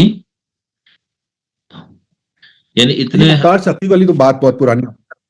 جی, تو وہ کہہ رہا ہوں کہ سینکڑوں سال کے بعد ایک بندہ اٹھتا ہے, وہ کربلا کو بنیاد بناتا ہے, پورا انقلاب برپا کر دیتا, اور آج دیکھو اسی کی بنیاد پہ وہ کر رہے. تو یہ تو سبق تو لیا نا آپ نے اتنے سالوں بعد, سینکڑوں سالوں بعد. اس کا مطلب ہے آپ نے. پھر جی جی. نہیں, اچھا خیر میں اس سے تو ایگری نہیں کرتا کہ انہوں نے کربلا کو بنیاد بنایا. کربلا پھر چی گویرا نے کس کو بنیاد بنایا, اور فیدل کاسٹرو نے کس کو بنیاد بنایا, اور زار روس کے خلاف جو کھڑے ہوئے انہوں نے کس کو بنیاد بنایا, اور جو فرینچ ریولوشن ہوئی انہوں نے کس کو بنیاد بنایا, جو عرب اسپرنگ ابھی آئی انہوں نے کس کو بنیاد بنایا. آپ کریڈٹ وہاں دیں جہاں کریڈٹ دینا جو ظالم جہاں پر بھی ظلم ایک حد سے آگے بڑھتا ہے نا, تو جو آپ کی اس کے خلاف فورسز کھڑی ہو جاتی ہیں. بہت بہت بڑے ظالم ڈکٹیٹر جو ہیں ان کا بہرحال اختتام ہو جاتا ہے, اور اس اختتام کے اندر ہمارے یہاں بہت سی انٹرنیشنل پاورز آج کے دن خاص طور پہ اپنا رول جو ہے وہ پلے کرتی ہیں. مثال کے طور پہ ہم نے مشرق وسطیٰ کے اندر سے صدام کا خاتمہ دیکھا, یا ہم نے قذافی کا خاتمہ دیکھا, اور لوگوں کی ہم نے اس کو خوشی دیکھی باوجود اس کے کہ امریکن انٹرونشن کی وجہ سے وہ گئے, بٹ لوگ خوش تھے. ہم نے بشار الاسد کو تو ابھی چند دن پہلے دیکھا ہے نا, کوئی زیادہ پرانی بات تو نہیں ہے. ہم نے ضیاء صاحب کی جب ڈیتھ ہوئی تو یہاں پر اس وقت حالات یہ تھے کہ ضیاء صاحب کے جنازے میں لاکھوں لوگ آئے تھے. ضیاء صاحب کی برسی میں لاکھوں لوگ آئے تھے پہلے سال میں, اس میں یہ خادم بھی شامل تھا. ٹھیک ہے, تو اچھا. یہ اب دیکھیے, اور ٹھیک ہے, تو ماشاء اللہ کہیے. تو اب آج لیکن یہ آپ 1988 سے آج آ جائیے تو یہ 30-35 سال کے اندر اب ضیاء صاحب کے جو مقبرے پہ ہے وہ سوائے چند جانوروں کے کوئی نہیں جاتا. آج آپ نے انہیں ملک کا آمر اور اپنے معاشرے کی تباہی کا سب سے بڑا کردار ڈکلیئر کر دیا. It took you time but ہو گیا. تو یہ جو ظلم کے خلاف آپ کھڑے ہوتے ہیں یہ ایک نیچرل وہ ہے کہ آپ کا ظلم ایک حد سے آگے بڑھ جائے گا, معاشرہ پھر آپ کو قبول نہیں کرے گا, اس میں کوئی نہ کوئی راستہ نکالنا ہے. جو تحریک ایران میں شروع ہوئی اس کی بنیاد یہ نہیں تھی کہ ہم حسینیت کے علم بردار ہیں تو ہم ایران میں یہ کر لیں گے. اس کی بیسک بڑی آبجیکٹو ریزنز تھیں. آبجیکٹو ریزن یہ ہے کہ ساواک کے ظلم یہاں تک بڑھ گئے ہیں, اٹھانا شروع کر دیا ہے, طلبہ کے اوپر پابندی لگ گئی ہے, سیاسی اس کے اوپر پابندی لگ گئی ہے, مذہبی لوگوں کو پکڑ پکڑ کے ڈالا جا رہا ہے. خمینی صاحب فرار ہو کے فرانس جا چکے ہیں. میں نے پہلے بھی بات کی تھی کہ فرانس بھی تو استعمار کا ہی نمائندہ تھا جہاں ان کے وہ مہمان رہے اتنا عرصہ. اور پھر آہستہ آہستہ یہ تحریکیں جو ہے اپنا وہ رول لے کر آتی ہیں اور آگے چلتی ہیں اور اس کو ختم کر دیتی ہیں. تو وہ کربلا سے نکالنا یا حسینیت سے نکالنا وہ ذرا دور کی کوڑی ہے. یہ مطلب اس کا مطلب تو یہ ہے کہ جو شخص شیعہ نہیں ہے دنیا میں وہ تو انقلاب برپا کر ہی نہیں سکتا, یا جو شخص امام حسین کو نہیں جانتا یا ان پہ یقین نہیں رکھتا اس کے پاس کیا سورس ہے انقلاب برپا کرنے کی, ظالم کے خلاف کھڑے ہونے کی. ہر علاقے کے لوگ, ہر خطے کے لوگ ایسی مثالیں, ایسی اگزامپل, کوئی اسپارٹیکس کو اگزامپل بنا سکتا ہے, کوئی حسین کو اگزامپل بنا سکتا ہے, کوئی ابن رشد کو اگزامپل بنا سکتا ہے. فور دیٹ میٹر آپ نے بنانی ہو تو بنا لیں آپ. بے شمار تاریخ میں آپ کو اگزامپلز مل جاتی ہیں ایسی جہاں پہ لوگ کھڑے ہوئے جنہوں نے کیا. سیکنڈ ورلڈ وار میں بہت سی تحریکیں تھیں جو اینٹی نازی تحریکیں تھیں, آپ اس کے اندر سے بہت سے لوگوں کی بہت سی اگزامپلز لے سکتے ہیں. اگزامپلز آپ کو مل جاتی ہیں.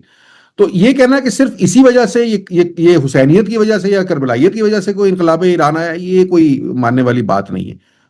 یہ بنیادی طور پہ سیاسی طاقت کی ٹرانسفر ہے، اس کا باقاعدہ ایک پلان ہے، اس کا باقاعدہ ایک بلو پرنٹ ہے، اور اس کے بعد جو جس طرح انہوں نے قبضہ کیا ہے اقتدار کے اوپر، اور جس بربریت سے انہوں نے اس اقتدار کو چلایا ہے اتنے سال، وہ کون سی حسینیت ہے؟ بالکل. یہ کون سی حسینیت بہت ہے کہ آپ ہر مخالف آواز کو کچل دیں؟ آپ نہیں، کو یہ تو پتا ہے کہ نا یزیدیت انقلاب بنا کے رہے آپ. فوراً بعد 2 سال کے اندر کتنے لوگ مرے؟ ایسے ہی ایرانی مرے ایسے نا، ہی بہت. خود انقلاب کے اور بالکل وہ اوائل میں شمار اس بھی. کو بولو کہ جو انقلاب کی جدوجہد میں شریک تھے، ایسے ہی بالکل. وہ مذہبی اچھا، اس رہنما جو آپ کے ولایت فقیہ کے فلسفے سے اتفاق کرتے تھے، ان کے ساتھ تو بہرحال ایسے ہی ہے، بہت کچھ ہے. لیکن اب جیسے آپ نے خود مشاہدہ اس طرح سے کیا نہیں کہ پہلے آپ کے ہاں جب مجلسوں میں اور یہ عزاداری کے سارے اس کے اندر مسائب کا زیادہ بیان ہوتا تھا، کچھ فضائل کا، اور اس کے بعد ایک رسم کی ادائیگی ہوتی تھی. تو اس میں ہم نے بھی اپنے بچپن سے اس طرح نہیں، اور آپ نے بھی زیادہ شہروں میں رہ کے مشاہدہ کیا، تو اس کے اندر آپ کو یہ نہیں تھا نا اس میں کوئی انقلاب اور سیاسی اس کے پورے ایک بیانیہ بنائے جا رہے. لیکن کیا آپ نے نہیں دیکھا گزشتہ 20-25 سال کے اندر حسین کو اہل تشیع کے ہاں خاص طور پر، اور گزشتہ سال آپ کو یاد ہے ادھر نشتر پارک کراچی میں بڑا ہنگامہ ہوا. یعنی علامہ مولانا طباطبائی صاحب ایک تھے، وہ چونکہ نجفی اسکول آف تھاٹ سے ہے، تو ان کے ہاں انقلاب اور یہ وہ چیزیں اتنی نہیں، تو انہوں نے کہا بھائی اس کو سیاسی استعارے وغیرہ ادھر نہیں لایا کرو، یہ مجلس حسین ہے. تو اس پہ بڑا ہنگامہ ہوا. تو یہ تبدیلی آپ نے دیکھی ہے نا کہ یہ ہوا ہے. اچھا بالکل ہوا ہے یہ تبدیلی. اچھا 2-3 تبدیلیاں ہیں جو میں نے اس حوالے سے ہوتے دیکھی. جی. ایک تبدیلی تو بنیادی طور پہ ڈائریکٹلی انقلاب ایران سے عبارت ہے، کیونکہ ایک سیاسی فلسفہ جو ہے وہ اس خطے میں آیا، جو بنیادی طور پر جس کی بنیاد جو ہے وہ جو بھی آپ کی شیعہ یا اہل تشیع کے جو آپ کے ان کے خیالات ہیں یا ان کا جو مکتبہ فکر ہے اسے ریلیٹ کرتی تھی. اس کے بعد پاکستان کی حد تک یہ ہوا کہ ہمیں یہاں پہ ایک پراکسی وار دیکھنے کو ملی، اور اس پراکسی وار کے اندر چونکہ اور میں بالکل یہ مانتا ہوں کہ یہ نفرت کی ابتدا ہے، یہ دیوبندی اسکول آف تھاٹ کو ضیاء صاحب کے مستحکم کرنے کی وجہ سے یا اسے پاور بیس پرووائڈ کرنے کی وجہ سے ہوئی، بٹ ریئیکشنری پروسیس یہ تھا کہ جہاں سنی قوتیں یا دیوبندی قوتیں، اس دوران بریلوی تو نہیں سامنے آئے تھے فور فرنٹ پہ تشدد کے، بٹ دیوبندی قوتیں جہاں مستحکم ہوئی، وہاں اس کے ریئیکشن کے طور پر ایک پراکسی جو ہے وہ ایران کی سپورٹڈ پراکسی یہاں پہ شروع ہو گئی. تو اس کا مطلب یہ ہے کہ جو سیاسی فلسفہ ہے وہ جو ایران کا تھا وہ ٹرکل ڈاؤن ہو کے وہ پاکستان کی حد تک آیا. اچھا پاکستان کی حد تک نہیں آیا، وہ پورے مشرق وسطیٰ میں گیا، کیونکہ پھر انہوں نے اس کو ایز اے پاور سینٹر کے طور پر یا جہاں جہاں ویکیومز ہیں اس کو فل کرنے کے لیے انہوں نے یہ شیعہ فلسفی یا ایرانی انقلابی فلسفی جو ہے اس کو ایکسپورٹ کرنے کی کوشش کی. اس میں تشدد بھی بہت زیادہ آ گیا، اور اس کی وجہ سے ایک سیاسی فکر جو ہے وہ ساتھ اس کے ایسوسیٹ ہو گئی. اچھا یہ سیاسی فکر اگر آپ نے دیکھی ہو تو بریلویوں کے اندر بھی یہ سیاسی فکر جو ہے، ابھی ہم نے کچھ عرصہ پہلے جو آتے دیکھی ہے، مطلب نورانی صاحب کی بھی کہنے کو تو نورانی صاحب پہلے ہمارے بڑا نام اس میں آپ کو نظر آتا ہے، جی. لیکن وہ اتنی آرگنائزڈ اور اتنی ڈیپ روٹڈ کبھی نہیں رہی، کیونکہ انہوں نے بھی اس کے اندر آپ کو دیکھیں کہ سیاست کے اندر نا ایک بڑی امپورٹنٹ چیز ہوتی ہے کہ پاور گریبنگ جو ہے، پاور گریبنگ تھرو وائلنس جو ہے، یہ دیوبندیوں نے سیکھی یہاں پہ، پھر شیعہ اسکول نے سیکھی، اور اس کے بعد اب بریلویوں نے بھی سیکھ لی. اور اس کی وجہ سے آپ دیکھیں کہ وہ مستحکم ہو گئے ایک ایسی سوسائٹی کے اندر جو سوسائٹی کرمبل ہو رہی ہو، جس سوسائٹی کے اندر اس کے اندر تشدد جو ہے بڑا امپورٹنٹ ایلیمنٹ ہوتا ہے.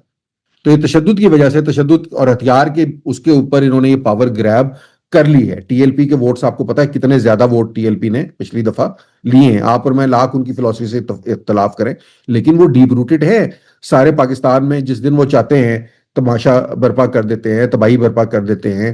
احمدیوں کے اگینسٹ انہوں نے اس کو ایز اے وہ یوز کیا ہے، ایز اے پون احمدیوں کو یوز کیا، اور اس کے اگینسٹ انہوں نے پوری فضا کھڑی کر دی ہے جو کہ پہلے بھی موجود تھی. آپ نے اسے اس طرح کبھی ہم نے یوٹیلائز ہوتے نہیں دیکھا جیسے وہ اب یوٹیلائز ہو رہی ہے، بیکاز اس کے اگینسٹ وہ پاور ایگزرٹ کر رہے ہیں. تو یہ جو ایرانی فلسفہ ہے نا، یہ بنیادی طور پہ ایران سے ایکسپورٹ ہوا. اس کا تعلق حسینیت سے نہیں ہے، اس کا تعلق شیعت سے نہیں ہے، اس کا تعلق ایرانی سیاسی انقلاب سے ہے، اور ایرانی سیاسی انقلاب کو ایکسپورٹ کرنے کی اس خواہش سے ہے جو کہ ایرانی سیاسی فکر کو سپورٹ کرے اس پورے خطے کے اندر، اور وہ اس خطے کے اندر اپنی پاور بیسز بنا سکے. یہ پاور بیسز بڑی حد تک ایک زمانے میں سعودی اسکول آف تھاٹ کے اگینسٹ انہوں نے کھڑی کرنی شروع کی تھی یہاں پہ. اب 2 اسکول آف تھاٹ جو ہے وہ کولائڈ کر رہے ہیں اور کلیپس کر رہے ہیں. یہاں پہ ہمارے ہاں جس زمانے میں احسان اللہ ظہیر صاحب کو فنڈنگ ہوتی تھی اس زمانے میں، یہاں دوسرے لوگوں کو بھی فنڈنگ ہوتی تھی. جب ایک طرف کے لوگ شہید ہوتے تھے دوسری طرف کے بھی لوگ شہید ہوتے تھے. میں نے وہ شروع کے تقریریں بھی دیکھی ہوئی ہیں، وہ جلسے بھی اٹینڈ کی ہوئی ہیں، وہ باتیں بھی سنی ہوئی ہیں، جب یہ کہانی ساری سپاہی صاحبہ والی، سپاہی محمد والی، پھر بعد میں اعظم طارق صاحب آ رہے ہیں، لشکر جنگی شروع ہو رہا ہے، لشکر محمد شروع ہو رہا ہے، یہ ساری چیزیں ہم نے دیکھی ہوئی ہیں. شمال کے اندر پہلی دفعہ ہم نے یہ دیکھا کہ گاؤں کے گاؤں جو ہے اہل تشیع کے گاؤں اور اہل سنت کے گاؤں جو ہیں وہ آپس میں تصادم ان کے درمیان ہو رہا ہے، راکٹ لانچر اٹھا کے، مشین گنیں اٹھا کے قافلے جا رہے ہیں. تو یہ تو ضیاء صاحب کی لگائی ہوئی پنیریاں ہیں اس دور میں، جہاں پہ خمینی صاحب اور ضیاء صاحب، خمینی صاحب ایران سے اور ضیاء صاحب پاکستان سے، they tried to create instruments of power across the region، south Asia میں بھی اور مشرق وسطیٰ میں بھی، جس کا ہم نے خمیازہ جو ہے وہ بھگتا ہے. ایک تو یہ اس کا ایسپیکٹ ہے. دوسرا ایسپیکٹ جو ہے وہ ہارریبل قسم کی کمرشلائزیشن ہے جو کہ سوشل میڈیا کے آنے کے بعد آئی ہے. سوشل میڈیا کے آنے کے بعد یا ڈیجیٹل میڈیا پہ ایکسپلور ہونے کے بعد آپ کو پتا ہے کہ پہلے جو ہے وہ پیسے ویسے بنانے کا طریقہ جو ہے وہ بڑا لمیٹڈ سے تھے. آپ ٹی وی پہ آ جائیں گے تو چلو پیسے مل جائیں گے، تھوڑے مجلس پڑھنے کے پیسے مل جائیں گے. اب آپ سوشل میڈیا پہ اگر پاپولر ہو جائیں تو راتوں رات آپ ٹک ٹاک پہ پاپولر ہو جائیں تو آپ کروڑ پتی ارب پتی بن سکتے ہیں. یہ پاسبلٹیز ایگزسٹ کرتی ہیں. اس میں کیا کرنا ہے، اس میں آپ نے اتنی لایانی اور اس طرح کی باتیں کرنی اور اس حد تک چیزوں کو لے جانا ہے کہ پاپولر ہونے کے لیے یہ پاپولزم کی ایک لہر ہے. یہ پاپولزم کی لہر جو ہے یہ ذاکرین کے اندر بھی ہم نے آتے دیکھی. انہوں نے جس قسم کی باتیں کرنی شروع کی، یہ مطلب اتنی اس قسم کی باتیں تو ہم نے تو کبھی توقع نہیں کی تھی. شیعہ ذاکرین جو ہے وہ کبھی مطلب اپنی جگہ بہت سے نام لینا نہیں چاہتا، نام لیتے لیتے رک گیا ہوں میں، لیکن بہت سے لوگوں سے ہم نے سنا ٹھیک ہے باتیں ہوتی تھی، لیکن اب بالکل ایک لمٹ کراس ہو گئی ہے. یہ چاہے اہل سنت کے خطیب ہوں یا یہ شیعہ ذاکرین ہوں، تو وہ ایک ایسی جگہ پہ چلے گئے جہاں ان سے کوئی بھی بات کرنا بعید نہیں رہا، کیونکہ اس کے اگینسٹ انہیں ویوز کمانے ہیں. اور یہ جو باتیں ہمیں سننے کو مل رہی ہیں اس کی وجہ سے ہوتا کیا ہے کہ میں اگر مخالف فکر کا آدمی ہوں تو مجھے مذاق اڑانے کو بہت سا مواد روز مل جاتا ہے. میں وہ مواد شیئر کر لیتا ہوں. وہ مواد جب شیئر کرتا ہوں تو آپ کا مذاق اڑتا ہے. جب آپ کا مذاق اڑتا ہے تو آپ کو غصہ آتا ہے. وہ غصہ جو ہے کہیں نہ کہیں ٹرانسلیٹ ہوتا ہے. تو یہ خلیج ہے یہ اس وجہ سے گہری ہو گئی ہے کمرشلائزیشن کی وجہ سے، کیونکہ اب ہمارے پاس نا میمز بنانے کے لیے بہت مواقع میسر ہیں، جو کہ میمز مذہبی نقطۂ نظر سے کی گئی باتوں کے سے ہم نکال رہے ہیں. اور یہ نہیں کہ ہم صرف شیعہ ذاکرین کا نکال رہے ہیں، جو اہل سنت کے جو خطیب ہیں وہ بھی اللہ کا شکر ہے وہ بھی کہیں پیچھے نہیں ہے. تو بیوقوفانہ باتوں کا ایک انبار ہے جو کہ لگا ہوا ہے، جس پہ کچھ لوگ پیسے کما رہے ہیں، لیکن اس کی وجہ سے جو خلیج ہے مختلف فرقوں کے درمیان یہ گہری ہوتی چلی جا رہی ہے. فرقہ پرستی، مسلک پرستی اور فرقوں کی نفرت جو ہے، کیونکہ آپ کوئی بات کہنے سے اب رک نہیں رہے.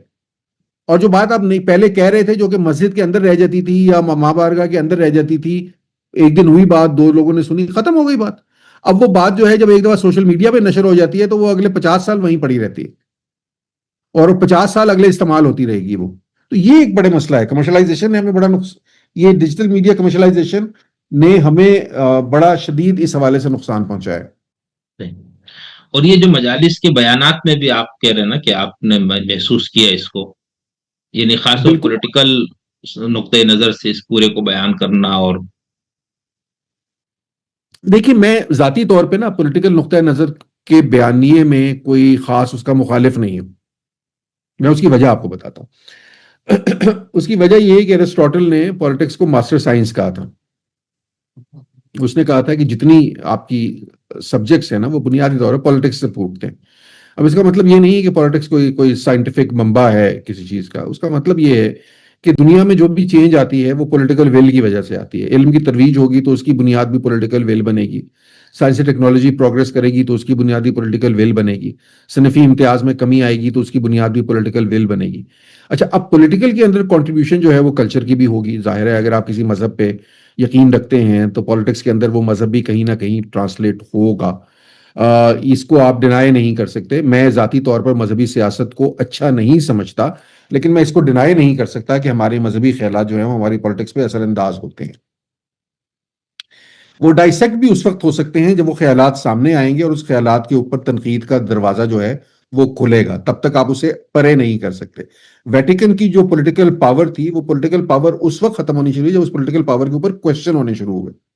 وہ کوشچن اس حد تک گئے کہ پھر آپ نے چرچ اور اسٹیٹ کو الگ کر دیا. ہمارے یہاں ماسک اینڈ اسٹیٹ الگ نہیں ہوئی. ہمارے یہاں ابھی بھی جو آپ کی قرارداد مقاصد ہے وہ آپ کے آئین کا دیباچہ ہے. اس کا مطلب یہ ہے کہ آپ اور میں لاکھ کہہ لیں، ہماری سیاست بنیادی طور پر مذہبی سیاست ہے. اس قرارداد مقاصد کو چیلنج کرنا عام شخص کے لیول کے اوپر ضروری ہے، اور وہ اسی وقت ہوگا جب سیاسی شعور جو ہے وہ عام شخص تک آپ پہنچنے دیں گے. تو اگر آپ کو مذہب کے اندر سے کوئی ایسی چیز مل رہی ہے جو کہ پولیٹکس کو کسی پازیٹیو ڈائریکشن میں لے جانے پہ یا پولیٹکس کے اوپر سوال اٹھانے میں معاون ثابت ہو سکتی ہے، تو اس میں کوئی حرج نہیں ہے. پولیٹیکل بیانیے میں کوئی حرج نہیں ہے، اور پولیٹیکل بیانیہ ہونا چاہیے، اور ہر جگہ پولیٹکس کے اوپر بات جتنی زیادہ ہوگی اتنا ہی زیادہ آپ اسے ڈائسیکٹ کرنے کے قابل ہوں گے. البتہ اس کی بنیاد پہ اگر تشدد آپ بیچنے کی کوشش کریں گے، so that is something which is alarming. اس کے صحیح. علاوہ پولیٹیکل گفتگو ہونی چاہیے اور ہو سکتی ہے. میرے خیال سے مجھے اس میں کوئی اعتراض کرنے والی بات نظر آتی نہیں ہے. خاص طور پہ حسینیت کے فلسفے کا پولیٹیکل ورژن جو ہے اس کے اندر مجھے کچھ ایسا نظر نہیں آتا کہ وہ بہت نقصان دہ ہے معاشرے کے لیے. صحیح. نہیں، اب جیسے ہمارا یہ جو انقلابی نقطۂ آپ کا تو پتہ نہیں اتنا ان سے واسطہ پڑا یا نہیں پڑا جو اس طرح کے لوگ، لیکن طالب علم کی تو ہمارا ہے. تو اس میں جیسے پہلے سنیوں کے ہاں آہستہ آہستہ آہستہ یہ چیز آئی جس میں وہ تشدد کی طرف گئے، انقلاب لانا ہے، نظام کو بدلنا ہے، اکھاڑ پھینکنا ہے، باطل ہے، کفر ہے. اب یہی اصطلاحات، یہی آواز آپ پہلے تشیع سے ببانگ دہل اعلان سن رہے، اور اس کے ساتھ اس کا تڑکا لگاتے حسین کا، کہ دیکھو ایک باطل حاکم تھا، غیر اسلامی اس پہ وہ قائم تھا، اور کس طرح حسین نے تنہا کھڑے ہو کر ہمیں سبق دے دیا کہ بھائی اس کو مٹانا ہے. تو وہ جو وہاں پر جس نے گل کھلایا آپ کے ہاں الحکم الا للہ اور اس طرح کی، حالانکہ وہ لوگ امام حسین کو بہت زیادہ لے کے نہیں آتے، لیکن مانتے وہ بھی یہی ہے نا. یعنی سنیوں میں بھی اکثر کا موقف یہی ہے کہ امام حسین نے ایک ظالم اور ایک بد کردار حکمران کے خلاف خروج کیا یا ان کو ہٹانے کی کوشش کی. تو اس حوالے سے آپ کو یہ نہیں لگتا کہ وہ جو شدت پولیٹیکل اسلام کی وجہ سے آئی ہے، اور اس کی وجہ سے جو ہمارے ہاں فسادات یا دہشت گردیاں ہوئی، تو وہ شیعت کے اندر آپ کو یہ چیز آتے ہوئے نظر نہیں آ رہی؟ نہیں، میں نے آپ سے ابھی عرض کی نا کہ اگر تو آپ کو یہاں پہ یہ نظر آ رہا ہے کہ جو پولیٹیکل میچورٹی یا پولیٹیکل ڈیولپمنٹ ہو رہی ہے وہ میچورٹی کی طرف نہیں جا رہی بلکہ وہ تشدد کی طرف جا رہی ہے، لوگوں کو تشدد کے لیے مائل کرنے پہ اس کا مقصد ہے، تو پھر اس کے لیے تو ہمیں بات کرنی پڑے گی. اچھا، سوال یہ ہے نا، میرا سوال صرف یہ ہے کہ آپ بات کیسے کریں گے؟ مطلب اقبال نے تو کہہ دیا نا، جداؤ دین سے اساس سے تو رہ جاتی ہے چنگیزی. میرا خیال یہ ہے کہ جی. جتنا دین سیاست کے اندر آئے گا چنگیزی اتنی بڑھتی جائے گی. ہمارے پاس رینیساں کی اگزامپل موجود ہے کہ چرچ اور اسٹیٹ کو الگ ہونا چاہیے. اس کا مطلب یہ ہے کہ چرچ کا پالیٹکس کے اندر کوئی رول موجود نہیں ہونا چاہیے. بنیادی بات صرف یہ ہے. جو اسٹیٹ نے جو کام کرنے جو کہ پولیٹیکل کام ہے سارے، وہ چرچ کی انٹرونشن کے بغیر ہونے چاہیے. بیکاز مذہبی بنیاد پہ آپ جب بھی قوانین کو ڈیفائن کریں گے وہ کسی ایک خاص طبقے کے قوانین کو ریپرزینٹ کر رہا ہوگا، اور وہ انسانی ٹھیک ہے. قوانین نہیں ہوں گے، وہ انسانوں کے باقی گروہوں کے خلاف ہوں گے. کیونکہ مذہبی انٹرپریٹیشن تو گروہ در گروہ بدل جائے گی. میں آپ کی مذہبی انٹرپریٹیشن کو کیوں مانوں؟ میں آپ کی سوشل انٹرپریٹیشن کے اوپر تو بات کر سکتا ہوں، لیکن آپ کی مذہبی انٹرپریٹیشن تو آپ کی ایک اس کی کوئی لاجیکل بیسس نہیں ہے نا موجود. آپ کے یقین کی، آپ کے ایمان کی، آپ جس وحی پہ یقین رکھتے ہیں اس کی کوئی لاجیکل بیسس نہیں ہے. آپ یقین رکھتے ہیں سو آپ یقین رکھتے ہیں، اس کی بیسس پہ آپ قانون نہیں کھڑا کر سکتے، قانون سازی آپ جو ہے بنیادی طور پر نہیں کر سکتے. یہ تو اصول کی بات ہو گئی نا. اب مسئلہ یہ ہے کہ آپ کہتے ہیں کہ ممبر سے ایک شخص اٹھنا شروع ہوا ہے اور اس نے کہا ہے کہ میں یہ نظام کو اکھاڑ پھینکوں گا اور نظام کے خلاف کھڑا ہو جاؤں گا. اب یہ فیصلہ کرنا پڑے گا کہ نظام کو اکھاڑنے کی جس جدوجہد کی طرف وہ جا رہا ہے، کیا یہ سیاسی جدوجہد کرنا چاہ رہا ہے، یا کیا یہ بنیادی طور پر ایک متشدد تحریک کا ڈول ڈالا جا رہا ہے. اگر تو نظام کو آپ اور میں غلط سمجھتے ہیں، میں بھی غلط سمجھتا ہوں، جو پاکستان کا موجودہ نظام ہے اس کو غلط سمجھتا ہوں، بٹ اس کے اوپر بات ہونی چاہیے، اس کے اوپر ڈیبیٹ ہونی چاہیے. اور یہ ڈیبیٹ جتنی زیادہ ہو، یہ ممبر کے اوپر ہو، یہ جلسے کے اندر ہو، یہ اسکولوں کے اندر ہو، یہ کالجوں کے اندر ہو. ہم نے پولیٹیکل یونینز بین کر دی اس ملک میں کتنے عرصے سے، اس کی وجہ سے ہمیں فائدہ نہیں ہوا، نقصان ہوا. حالانکہ میں نے پولیٹیکل یونینز کا جو اسٹوڈنٹ یونین ہے ان کا بہت تشدد اپنے دور میں دیکھا ہوا ہے. میرا وہ دور تھا جب ایم یو کالج گڑھ ہوتا تھا اس لاہور کے اندر، اور گنے اٹھا کے، اور اکرام بسرا اور فلاں اور یہ عاطف چودھری اور یہ سارے جو کریکٹر ہیں جن کے ناموں بعد میں فلمیں بنی، یہ سب میرے دور کے، میری آنکھوں کے سامنے ہم نے دیکھے ہوئے ہیں. گورنمنٹ کالج واحد جگہ تھی جہاں پہ پولیٹیکل یونین جماعت اسلامی یا باقی لوگ نہیں تھے، رابین فرنٹ جیتتے تھے، تو وہاں پہ تھوڑا سکون تھا. باقی سب جگہ تو حالات وہی برے تھے. لیکن ہم نے کیا کیا؟ ہم نے ایک راستہ بند کر دیا بات کرنے کا.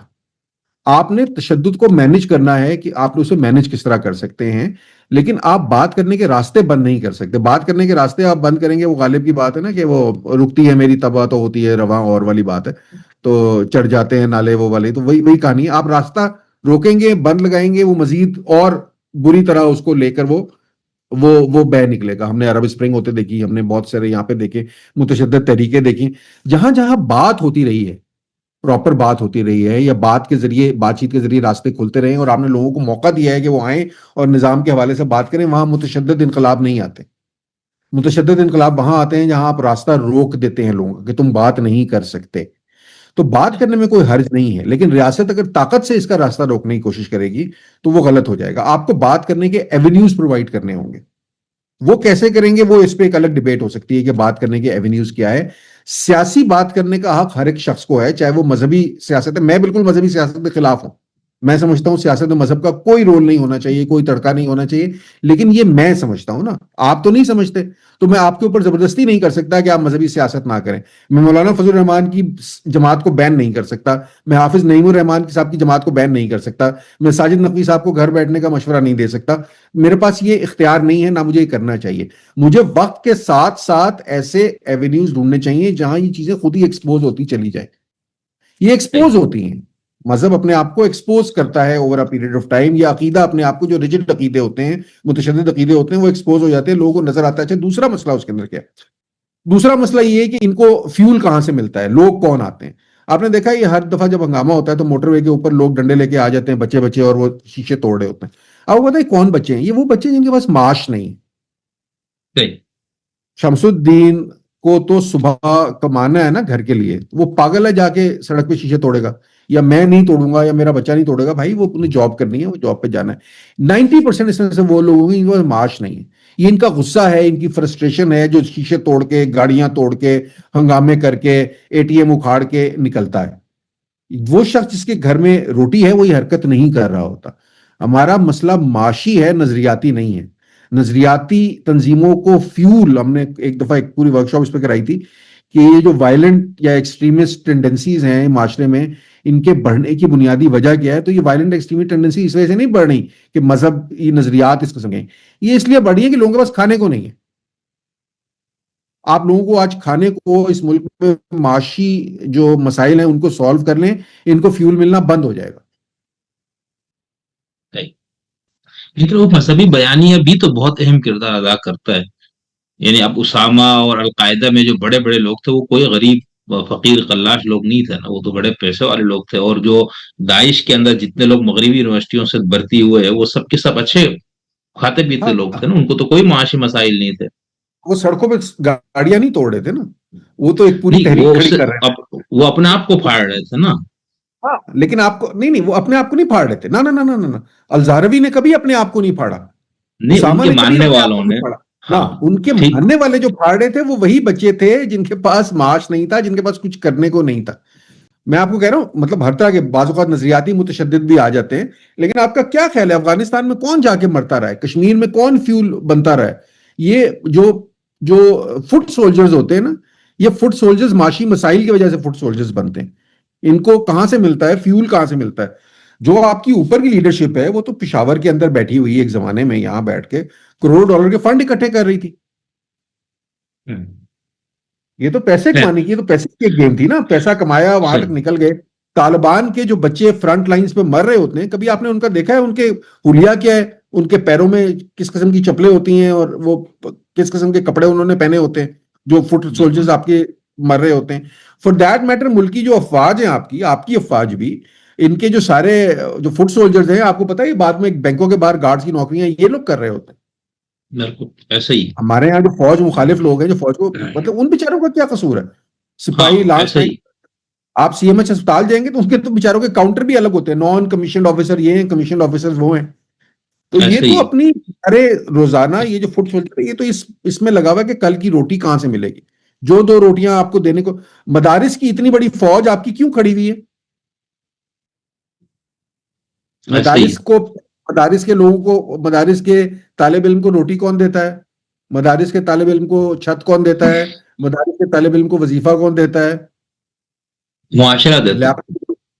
لیاقت بلوچ صاحب کا بیٹا امریکہ جا کے کیوں پڑھتا ہے, مدرسے میں کیوں نہیں پڑھتا؟ میں ایک بات کر رہا ہوں, مطلب جنرلی آپ دیکھیں تو یہ بڑی فٹ سولجر معاشی مسئلہ جو ہے نا, یہ سب سے بڑا مسئلہ ہے. وائلنٹ جو دنیا کے وائلنٹ ہیں یا جن کے عوام میں ایکسٹریمسٹ ٹینڈنسیز زیادہ ہیں, وہاں پہ یہ لازمی کوریلیشن ہے کہ معاشی مسئلہ ہے. معاشی مسئلہ آپ ریموو کر دیں گے, ایکسٹریمسٹ ٹینڈنسیز ریموو ہوتی چلی جائیں گی. چلیں انشاءاللہ اس پہ ہم آپ سے مستقل ایک نشست بھی رکھیں گے. یہ انتہا پسندی اور اس بنیاد پہ جو چیزیں مختلف اس کی توجیحات دی بھی جاتی ہے. اچھا حشر صاحب, آپ نے لکھا کہ کوئی بدن صلیب پر کیلوں سے نصب کر دیا جاتا ہے, کوئی جسم دار پر ریسماں سے جھولتا ہے, کہیں کسی کا سر کتاب کی ضربوں سے کھول دیا جاتا ہے, کوئی زہر کا پیالہ پیتا ہے, کسی کے زندہ تن کو شعلوں میں جھونک دیا جاتا ہے, اور کوئی کربلا کے میدان میں اپنا سر کٹوا دیتا ہے. ازل سے لے کر ابد تک انکار کا ایک ہی کردار ہے. ہاں اس کے بہت سے نام ضرور ہیں اور انہی میں سے ایک نام حسین کا ہے. تو یہ کیا, کس چیز کا انکار؟ آپ نے تو بڑا خوبصورت یہ بھی انداز سے یہ, اگر آپ کسی آپ میرا اگر خیال ہے کوئی مجلس برپا کریں نا تو بہت نعرے ہوں گے اس پہ. اچھا, یہ بھی میں نے آگے لکھا ہے. ہاں ہاں, نہیں, آگے والا آپ تو نے میں نے آگے پہلے نہیں پڑھ پڑھا, لیا. میں نے پیراگراف آگے اب پڑھے نا, اس میں نے کیا لکھا ہے, کیا وہ میں نے لکھا ہے؟ شروع میں پڑھ لیا تھا نا, وہ میں نے شروع میں پڑھ لیا تھا کہ یہ کردار انکار کے استعارے ہیں, یہ سب لا کی تمثیلیں ہیں, ان کو تاریخ, روایت, مذہب, مسلک سے ہٹ کر دیکھنا پڑتا ہے, جی, یہ کسی کے نہیں ہے. تو وہی وہ میں نے پھر اس اس سے کا پہلے, آپ نے حسین کو آپ نے سب کا بنا دیا نا. تو یہ کس وقت, مجھے تو تھوڑا سا اس میں نے بہت حسین کو دیکھیں, میں نے بڑی دفعہ بات کی ہے کہ میں حسین کو نا, اگین یہ بات کچھ لوگوں کو اچھی لگتی ہے, کچھ لوگوں کو بری لگتی ہے, بٹ حسین کو میں ایک علامت کے طور پر دیکھتا ہوں. دوسری بات یہ کہ دنیا میں سب سے آسان کام جو ہوتا ہے نا, وہ ہاں کرنا ہوتا ہے. کوئی بھی آپ سے آ کے کہے کہ یہ کام کر دو, تو ہاں کرنا تو بڑا آسان ہے, بیکاز اس کے لیے کوئی مخالفت آپ کو نہیں دینی پڑتی. آپ جاب پہ جاتے ہیں, آپ کا افسر صبح کہتے ہیں یہ کام کر دو, غلط ہے کہ صحیح ہے, آپ کہتے ہیں ٹھیک ہے جی سر, ہو جائے گا, کوئی مسئلہ ہی نہیں. آپ اس کے صحیح بھی بن جاتے ہیں, آگے بھی بڑھ جاتے ہیں. انکار جو ہے نا, یہ اپنے سے چھوٹوں کو نہیں کرنا ہوتا ہے. انکار کرنے کا مسئلہ سب سے بڑا یہ ہوتا ہے کہ جس کے پاس طاقت ہے, جو آپ کے اوپر پاور ایگزرٹ کرتا ہے, اس کو آپ کیسے انکار کرتے ہیں اور کس بنیاد پر آپ انکار کرتے ہیں.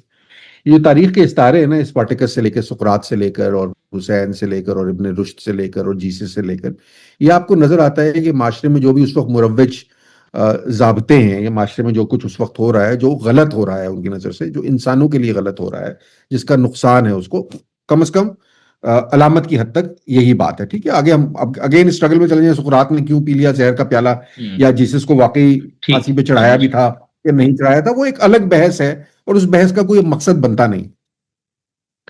تو آپ دیکھیں مثال کے طور پہ جیسس کا جو کردار ہے, وہاں پر بھی آپ دیکھیں گے کہ اپنی زندگی میں شاید آپ کو نظر نہیں آتا کہ جیسس نے کبھی پروفٹ اٹھ کر دعویٰ کیا ہو. وہ بیسیکلی ایک ریفارمر تھے. اس وقت کے یہودیوں کو ان کی باتیں پسند نہیں آئیں, ایک ریفارمر پسند نہیں آیا, ان کو مار دیا گیا یا ان کو سولی پہ چڑھا دیا گیا. بعد میں سینٹ پال نے جو ہے اس کے گرد پورا کا پورا ایک کہانی جو ہے, پھر ایک لمبی لمبی بات چیت ہے. تو ایک بڑا کیریکٹر ہے, ایک بڑا نام ہے. یہ مشکل کام ہے, انکار کرنا جو ہے نا, یہ مشکل کام ہے. اقرار کرنا سب سے آسان کام ہے. جب آپ بحث کر رہے ہوتے ہیں نا, بعض اوقات کہتا ہوں کہ یار بحث میں جب ہوتا ہے نا, بحث یا علمی بحث اس وقت ختم ہو جاتی ہے جس وقت اگلے بندے سے اتفاق کر لیتے ہیں. جیسے آپ اتفاق کریں گے, اس کے پاس اب کوئی دلیل نہیں ہے, وہ آپ نے مان لی, اس کی بات ختم ہو گئی بات. تو میں بعض اوقات یا آپ بعض اوقات صرف اس وجہ سے انکار کرتے ہیں کہ چلو مجھے 2 دلیلیں اور سننے کو مل جائیں گی. دل میں آپ مان چکے ہوتے ہیں, بٹ آپ کہتے ہیں نہیں نہیں یار یہ کوئی بات ہے, پھر وہ آگے آپ کو اور دلیل. تو سیکھنے کا طریقہ بھی شاید انکار ہی ہے, اور دنیا میں تبدیلی لانے کا طریقہ بھی انکار ہی ہے. آپ انکار کرتے ہیں تو کوئی راستہ نیا نکلتا ہے. مثال کے طور پر گاندھی صاحب کے ساتھ ایک دفعہ ایک نشست میں بیٹھا, انہوں نے کہا تھا میں نے مودودی صاحب کو بڑا پڑھا, اور پھر میں نے ایک دن مودودی صاحب کی سارے فلسفے کا انکار کر دیا, الفاظ تھے ان کے, اور پھر میں نے وہاں سے اپنی راہ نکالی. اب یہ صحیح غلط اس کے اوپر بحث کے ٹھیک بات کی انہوں نے کہ نہیں کی, لیکن اپنی راہ نکالنے کے لیے آپ کو موجودہ راہ کا انکار کرنا پڑتا ہے, تب آپ کہتے ہیں کہ ایک نئی راہ نکالی جا سکتی ہے. انسانی ترقی انکار سے عبارت ہے کہ آپ کہتے ہیں کہ جو چیز بتائی جا رہی ہے وہ چیز ٹھیک نہیں ہے, مجھے اس کا انکار کرنا ہے, مجھے ایک نیا راستہ نکالنا ہے. کوئی شخص مجھے یہ نہیں بتا سکتا کہ تم یہ نہیں کر سکتے. صحیح. تو انکار بڑی امپورٹنٹ چیز ہے. مطلب ہمارا تو جو مسلمان جو ہوتا ہے وہ بھی لا سے شروع کرتا ہے نا کہانی, تو لا پہلا لفظ ہے, آپ پہلے انکار کریں گے تو اقرار کی نوبت آئے گی، پہلے انکار کرنا پڑتا ہے. تو میں تو صرف اسی کے اوپر رہتا ہوں کہ انکار جو ہے اہم کام ہے. تاریخ میں جتنے بڑے نام آپ اٹھاتے ہیں وہ لوگ ہیں جو مروجہ اصولوں کا، ضابطوں کا، مروج روایت کا، ظلم کا انکار کرتے ہیں اور کھڑے ہو سکتے ہیں، اور اس کے لیے مشکل کام ہے. ایک افسر کے سامنے ایک ماتحت جو ہے اس کا انکار کرنا، اس کو مصیبت پڑ جاتی ہے کہ کیا ہو جائے گا. تو اگر وقت کے حاکم کے سامنے آپ انکار کرتے ہیں، کسی سپہ سالار کے سامنے آپ انکار کرتے ہیں، کسی کلٹ کے سامنے آپ انکار کرتے ہیں، تو بہت مشکل کام ہے. یہ کرنے کے لیے بہت بڑی مشکل. ہمت چاہیے. یہ ہمت آپ کو کہاں سے ملتی ہے؟ یہ ہمت آپ کو ایسے کرداروں سے ملتی ہے کہ یہ وہ کردار ہیں جنہوں نے انکار کیا. اچھا، مزے کی بات ہے کہ ان کرداروں کی کوئی ہیپی اینڈنگ نہیں ہے. نہیں، ایسا ہی ہے. ان میں سے کسی کردار کی کوئی ہیپی اینڈنگ نہیں. آپ نے دو چیزیں یاد رکھنی ہے: مزاحمت کے کسی کردار کی آپ کو ہیپی اینڈنگ نہیں ملے گی، اور عشق کے کسی کردار کی آپ کو ہیپی اینڈنگ نہیں ملے گی. محبت کے کردار جی کی، جی. لیلا مجنو مر گئے، رومیو جولیٹ مر گئے، سونی مہیوال مر گئے، مرزا صاحبہ، یعنی اسی وقت مر گئے، اسی محبت میں ملے نہیں ایک دوسرے کو. لیکن محبت کی جتنی کہانیاں امر ہوتی ہیں نا، اس میں وہ بنیادی طور پہ ہیپی اینڈنگ سے عبارت نہیں ہے. مزاحمت کی جتنی کہانیاں امر ہوتی ہیں وہ بھی ہیپی اینڈنگ سے عبارت نہیں ہے. تو اس کا مطلب یہ ہے کہ آپ کو یہ بھی سمجھنا پڑتا ہے کہ یہ بڑے کام جو ہیں اس کے بعد صلہ ہیپی اینڈنگ کی صورت میں نہیں ملنا، نہیں ہیپی ملتا. لیو آفٹر کی صورت میں نہیں ملنا. اس کا قیمت آپ کو جان دے کر چکانی پڑے گی. اگر آپ اس کے لیے بالکل. تیار ہیں، کیونکہ آپ کے پاس جان سے قیمتی تو کوئی چیز نہیں ہے نا، کسی کے پاس نہیں ہے. اگر آپ وہ قیمت دینے کو تیار ہیں تو اس کا مطلب یہ ہے کہ آپ دنیا کو بدل سکتے ہیں، ورنہ شاید آپ دنیا کو نہیں بدل سکتے. چھوٹی موٹی کئی تبدیلی لے آئیں گے، اس سے بڑی تبدیلی آپ نہیں لا پائیں گے. اور یہ جو لا کی آپ نے بات کی، اور جو اس کو کر کے امر ہو گئے یا ان کا اینڈنگ اس طرح، پھر ان کے نام کے جو علمبردار بنے، ان کے سامنے لا کرنا بہت مشکل ہو جاتا ہے. یعنی آپ اگر ان کے سامنے لا کر دے تو وہ بھی آپ کو جو ہے نا، حالانکہ وہ جس کو وہ مان رہے وہ بھی کسی لا کی وجہ سے اتنے بڑے بنے تھے. بالکل ٹھیک ہے، اور آپ ٹھیک ہے. خاص طور پر ہمارے مذہبی لوگ، ان کا تو بنیاد دیکھنا، شروع آپ کرتے لا الہ سے، سب کچھ نہیں ہے، بالکل سب کا انکار. آپ سے کس نے کہا کہ یہ جو ہر شخص جو لا الہ پڑھ رہا ہے وہ مزاحمت کا استعارہ ہے، یا وہ حسینیت ہاں سے یا نہیں ہے. میں رسولیت تو یا ہاں سقراطیت بالکل. سے کوئی سبق سیکھ رہا ہے؟ بالکل سبق ہاں نہیں سیکھ نہیں رہے. ہے. یہ نہیں آپ صحیح. دیکھیے، یہ وہ لوگ ہیں جو رو میں بہ رہے ہیں. ایسا ہی ہے. یہ وہ لوگ ہیں جو مزاحمت نہیں کر رہے، یہ وہ لوگ ہیں جو موجودہ بیانیوں کو سپورٹ کر رہے ہیں، یہ اس کے ساتھ چل رہے ہیں. یہ وہ سپورٹ، دیکھیے جو مزاحمت والا ہے وہ تو معاشرے سے الگ بات کر رہا ہے نا. یہ جو تحریک لبیک پاکستان کے یہی ساتھ میں کہہ رہا سامنے ہوں. جو بالکل. بات کر رہے ہیں تو وہی بات کر رہے ہیں جو سارے کر رہے ہیں. تحریک ایسا ہی ہے. لبیک پاکستان کے جلسے میں کھڑے ہو کر آپ کہیں کہ بھائی جان یہ جو آپ کر رہے ہیں یہ غلط ہے، تو میں مانوں گا کہ آپ مزاحمت کا استعارہ ہے. آپ جب ان کے ایسا ہی. نعرے میں نعرہ ملا رہے ہیں تو آپ مزاحمت کا استعارہ کہاں سے ہوئے؟ اور نہیں ہے. ایسا ہی.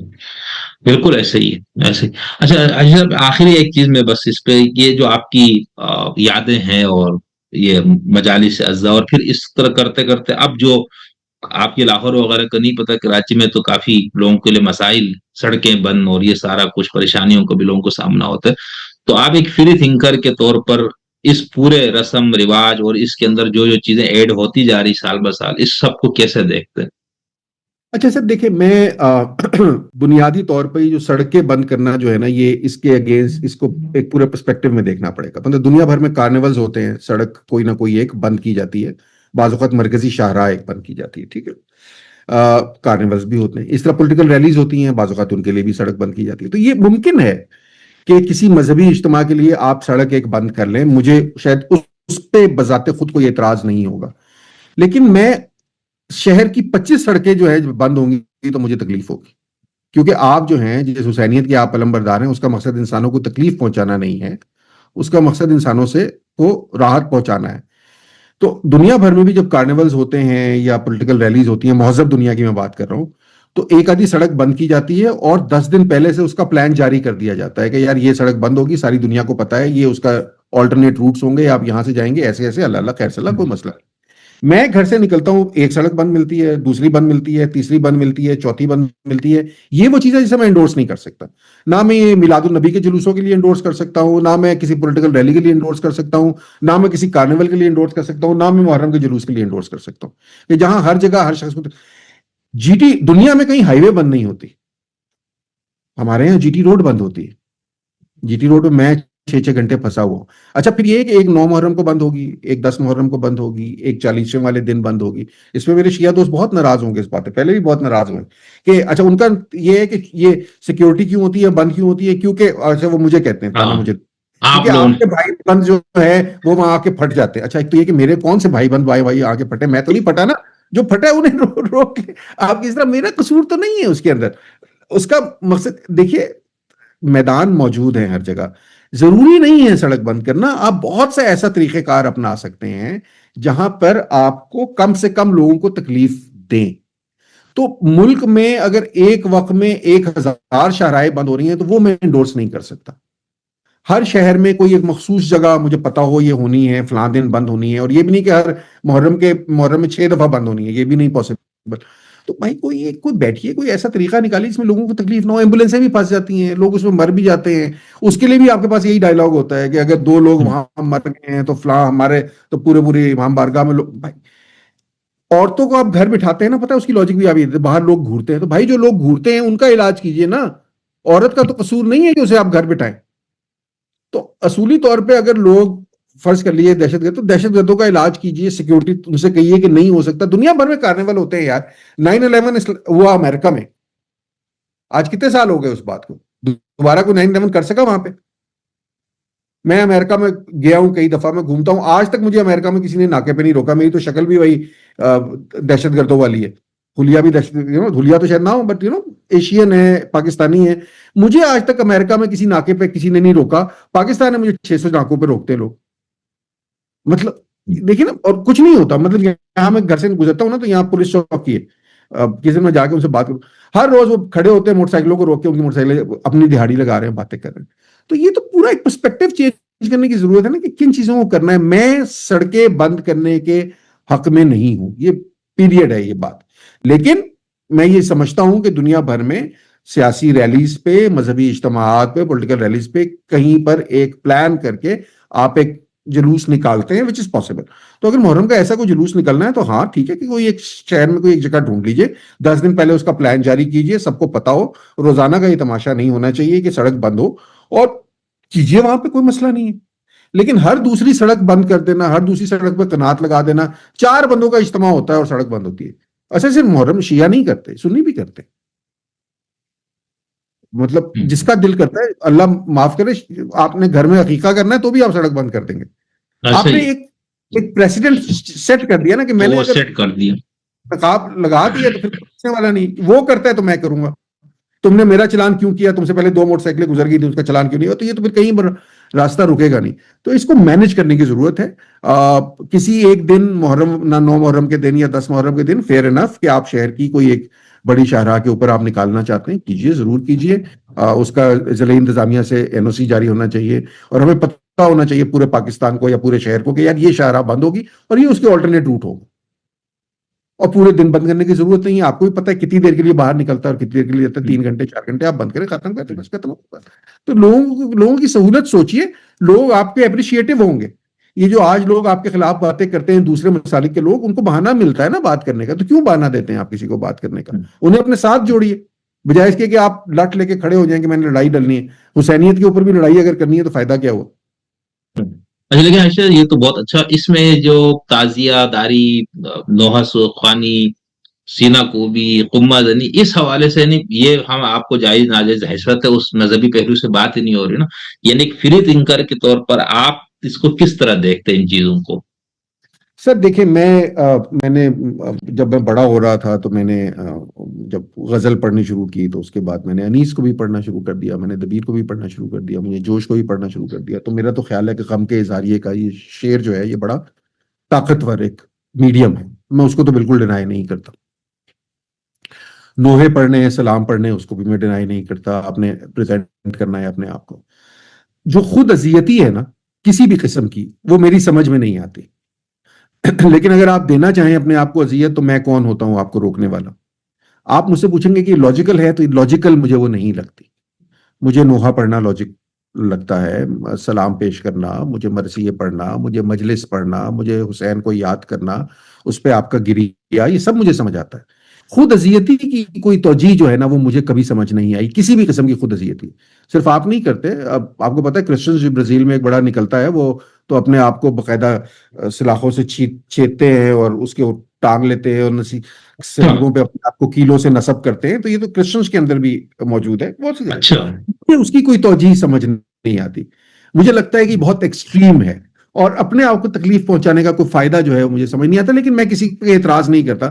مطلب شگری صاحب اگر اپنے پیٹھ پہ چھریاں مارنا چاہیں تو شگری صاحب کا استحقاق ہے، ان کی چھری ہے، ان کی پیٹھ ہے، مارے، مجھے تو کوئی مسئلہ نہیں ہے. میرے سے آپ کہیں گے توجیہ دیں تو میں توجیہ نہیں دے سکتا. دوسرا مسئلہ میرا یہ ہے کہ بچوں کی جو کنڈیشننگ ہے نا اس سے مجھے گھبراہٹ ہوتی. چھوٹے چھوٹے بچوں کو لے جا کے جب ان کی مرضی کے خلاف آپ انہیں ایون مجلس میں ہی بٹھاتے ہیں، وہ تو بہت دور کی بات ہے کہ آپ چھری سے ماتھے پہ ٹک لگا دیں اور یہ کرتے ہیں، تو وہ تو بالکل، وہ تو میں اس کے خلاف بات کروں گا. اس کی وجہ صرف یہ ہے کہ بچہ جو ہے وہ اپنا فیصلہ خود لینے کا کے قابل نہیں ہوتا. بچے کی مذہبی کنڈیشننگ کسی بھی مذہب کے اندر، کسی بھی مسلک کے اندر نہیں ہونی چاہیے، بیکاز پھر آپ اسے باؤنڈ کر دیتے ہیں، اسے آپ بہت کنویں کا میڈک بنا دیتے ہیں. بچے کو یہ سوچنے کہ آپ قابل بنائیے. اگر آپ کا عقیدہ اتنا اچھا ہے اور اتنا اسٹرانگ ہے اور اس میں اتنی ہی جان ہے تو بچہ وہی ایکسپٹ کر لے گا نا. اور اگر اس میں اتنی جان نہیں ہے تو پھر تو بچہ جو بہتر عقیدہ ہوگا وہ ایکسپٹ کر لے گا. تو بچے کو ذرا رائٹ دیجیے زندگی میں کہ وہ اپنے لیے زندگی گزارنے کا راستہ خود چن سکے. اس کی کنڈیشننگ مت کیجیے اور اس کو تشدد کا نشانہ تو بالکل مت بنائیے کسی بھی نام پہ. تو یہ جو ہے نا یہ بس بڑا ذاتی سا پرسپیکٹو ہے اور کچھ نہیں. میں کسی بھی معترض نہیں ہوتا اس معاملے میں. ہر ایک کو حق ہے کہ وہ جو مرضی کرے. بچوں کے ساتھ کسی کو حق نہیں کرنے کا، اپنے ساتھ جو مرضی کرے. مجھے اس کی لاجک سمجھ نہیں آتی، بٹ مجھے بہت سی چیزوں کی لاجک سمجھ نہیں آتی، اس میں کیا فرق پڑتا ہے. ہاں نہیں بالکل نہیں. میں نے کہا یہ تو چلو ایک تو سنی نقطۂ نظر ہے نا، وہ اس کو شریعت میں جائز ناجائز فلانا اس پیمانے پہ پرکھتے. شیعوں کے ہاں یہ کہ بھئی یہ تو گریا کرنا، رونا کرنا، یہ امام کے غم کو محسوس کرنا، اس کے لیے اجر و ثواب اور مذہبی بیانیہ ہے. تو میں نے کہا ہم ایک ایسے شخص سے بات کر رہے ہیں جو نہ سنی بیانیہ والا اس سے ان کا تعلق اتفاق ہے نہ شیعہ. وہ ایک بالکل فری تھنکر کے طور پر، یعنی ایک غیر مذہبی نقطۂ نظر ہم جاننا چاہ رہے ہیں کہ وہ لوگ اس کو کیسے دیکھتے. تو اس لیے میں نے آخری سوال آپ سے یوں کیا تھا. مجھے کوئی مسئلہ نہیں، آپ کرنا چاہیں تو شوق سے کر لیجیے گا اس تو. نہیں یہی سوال جو میں نے آخری کیا وہ اسی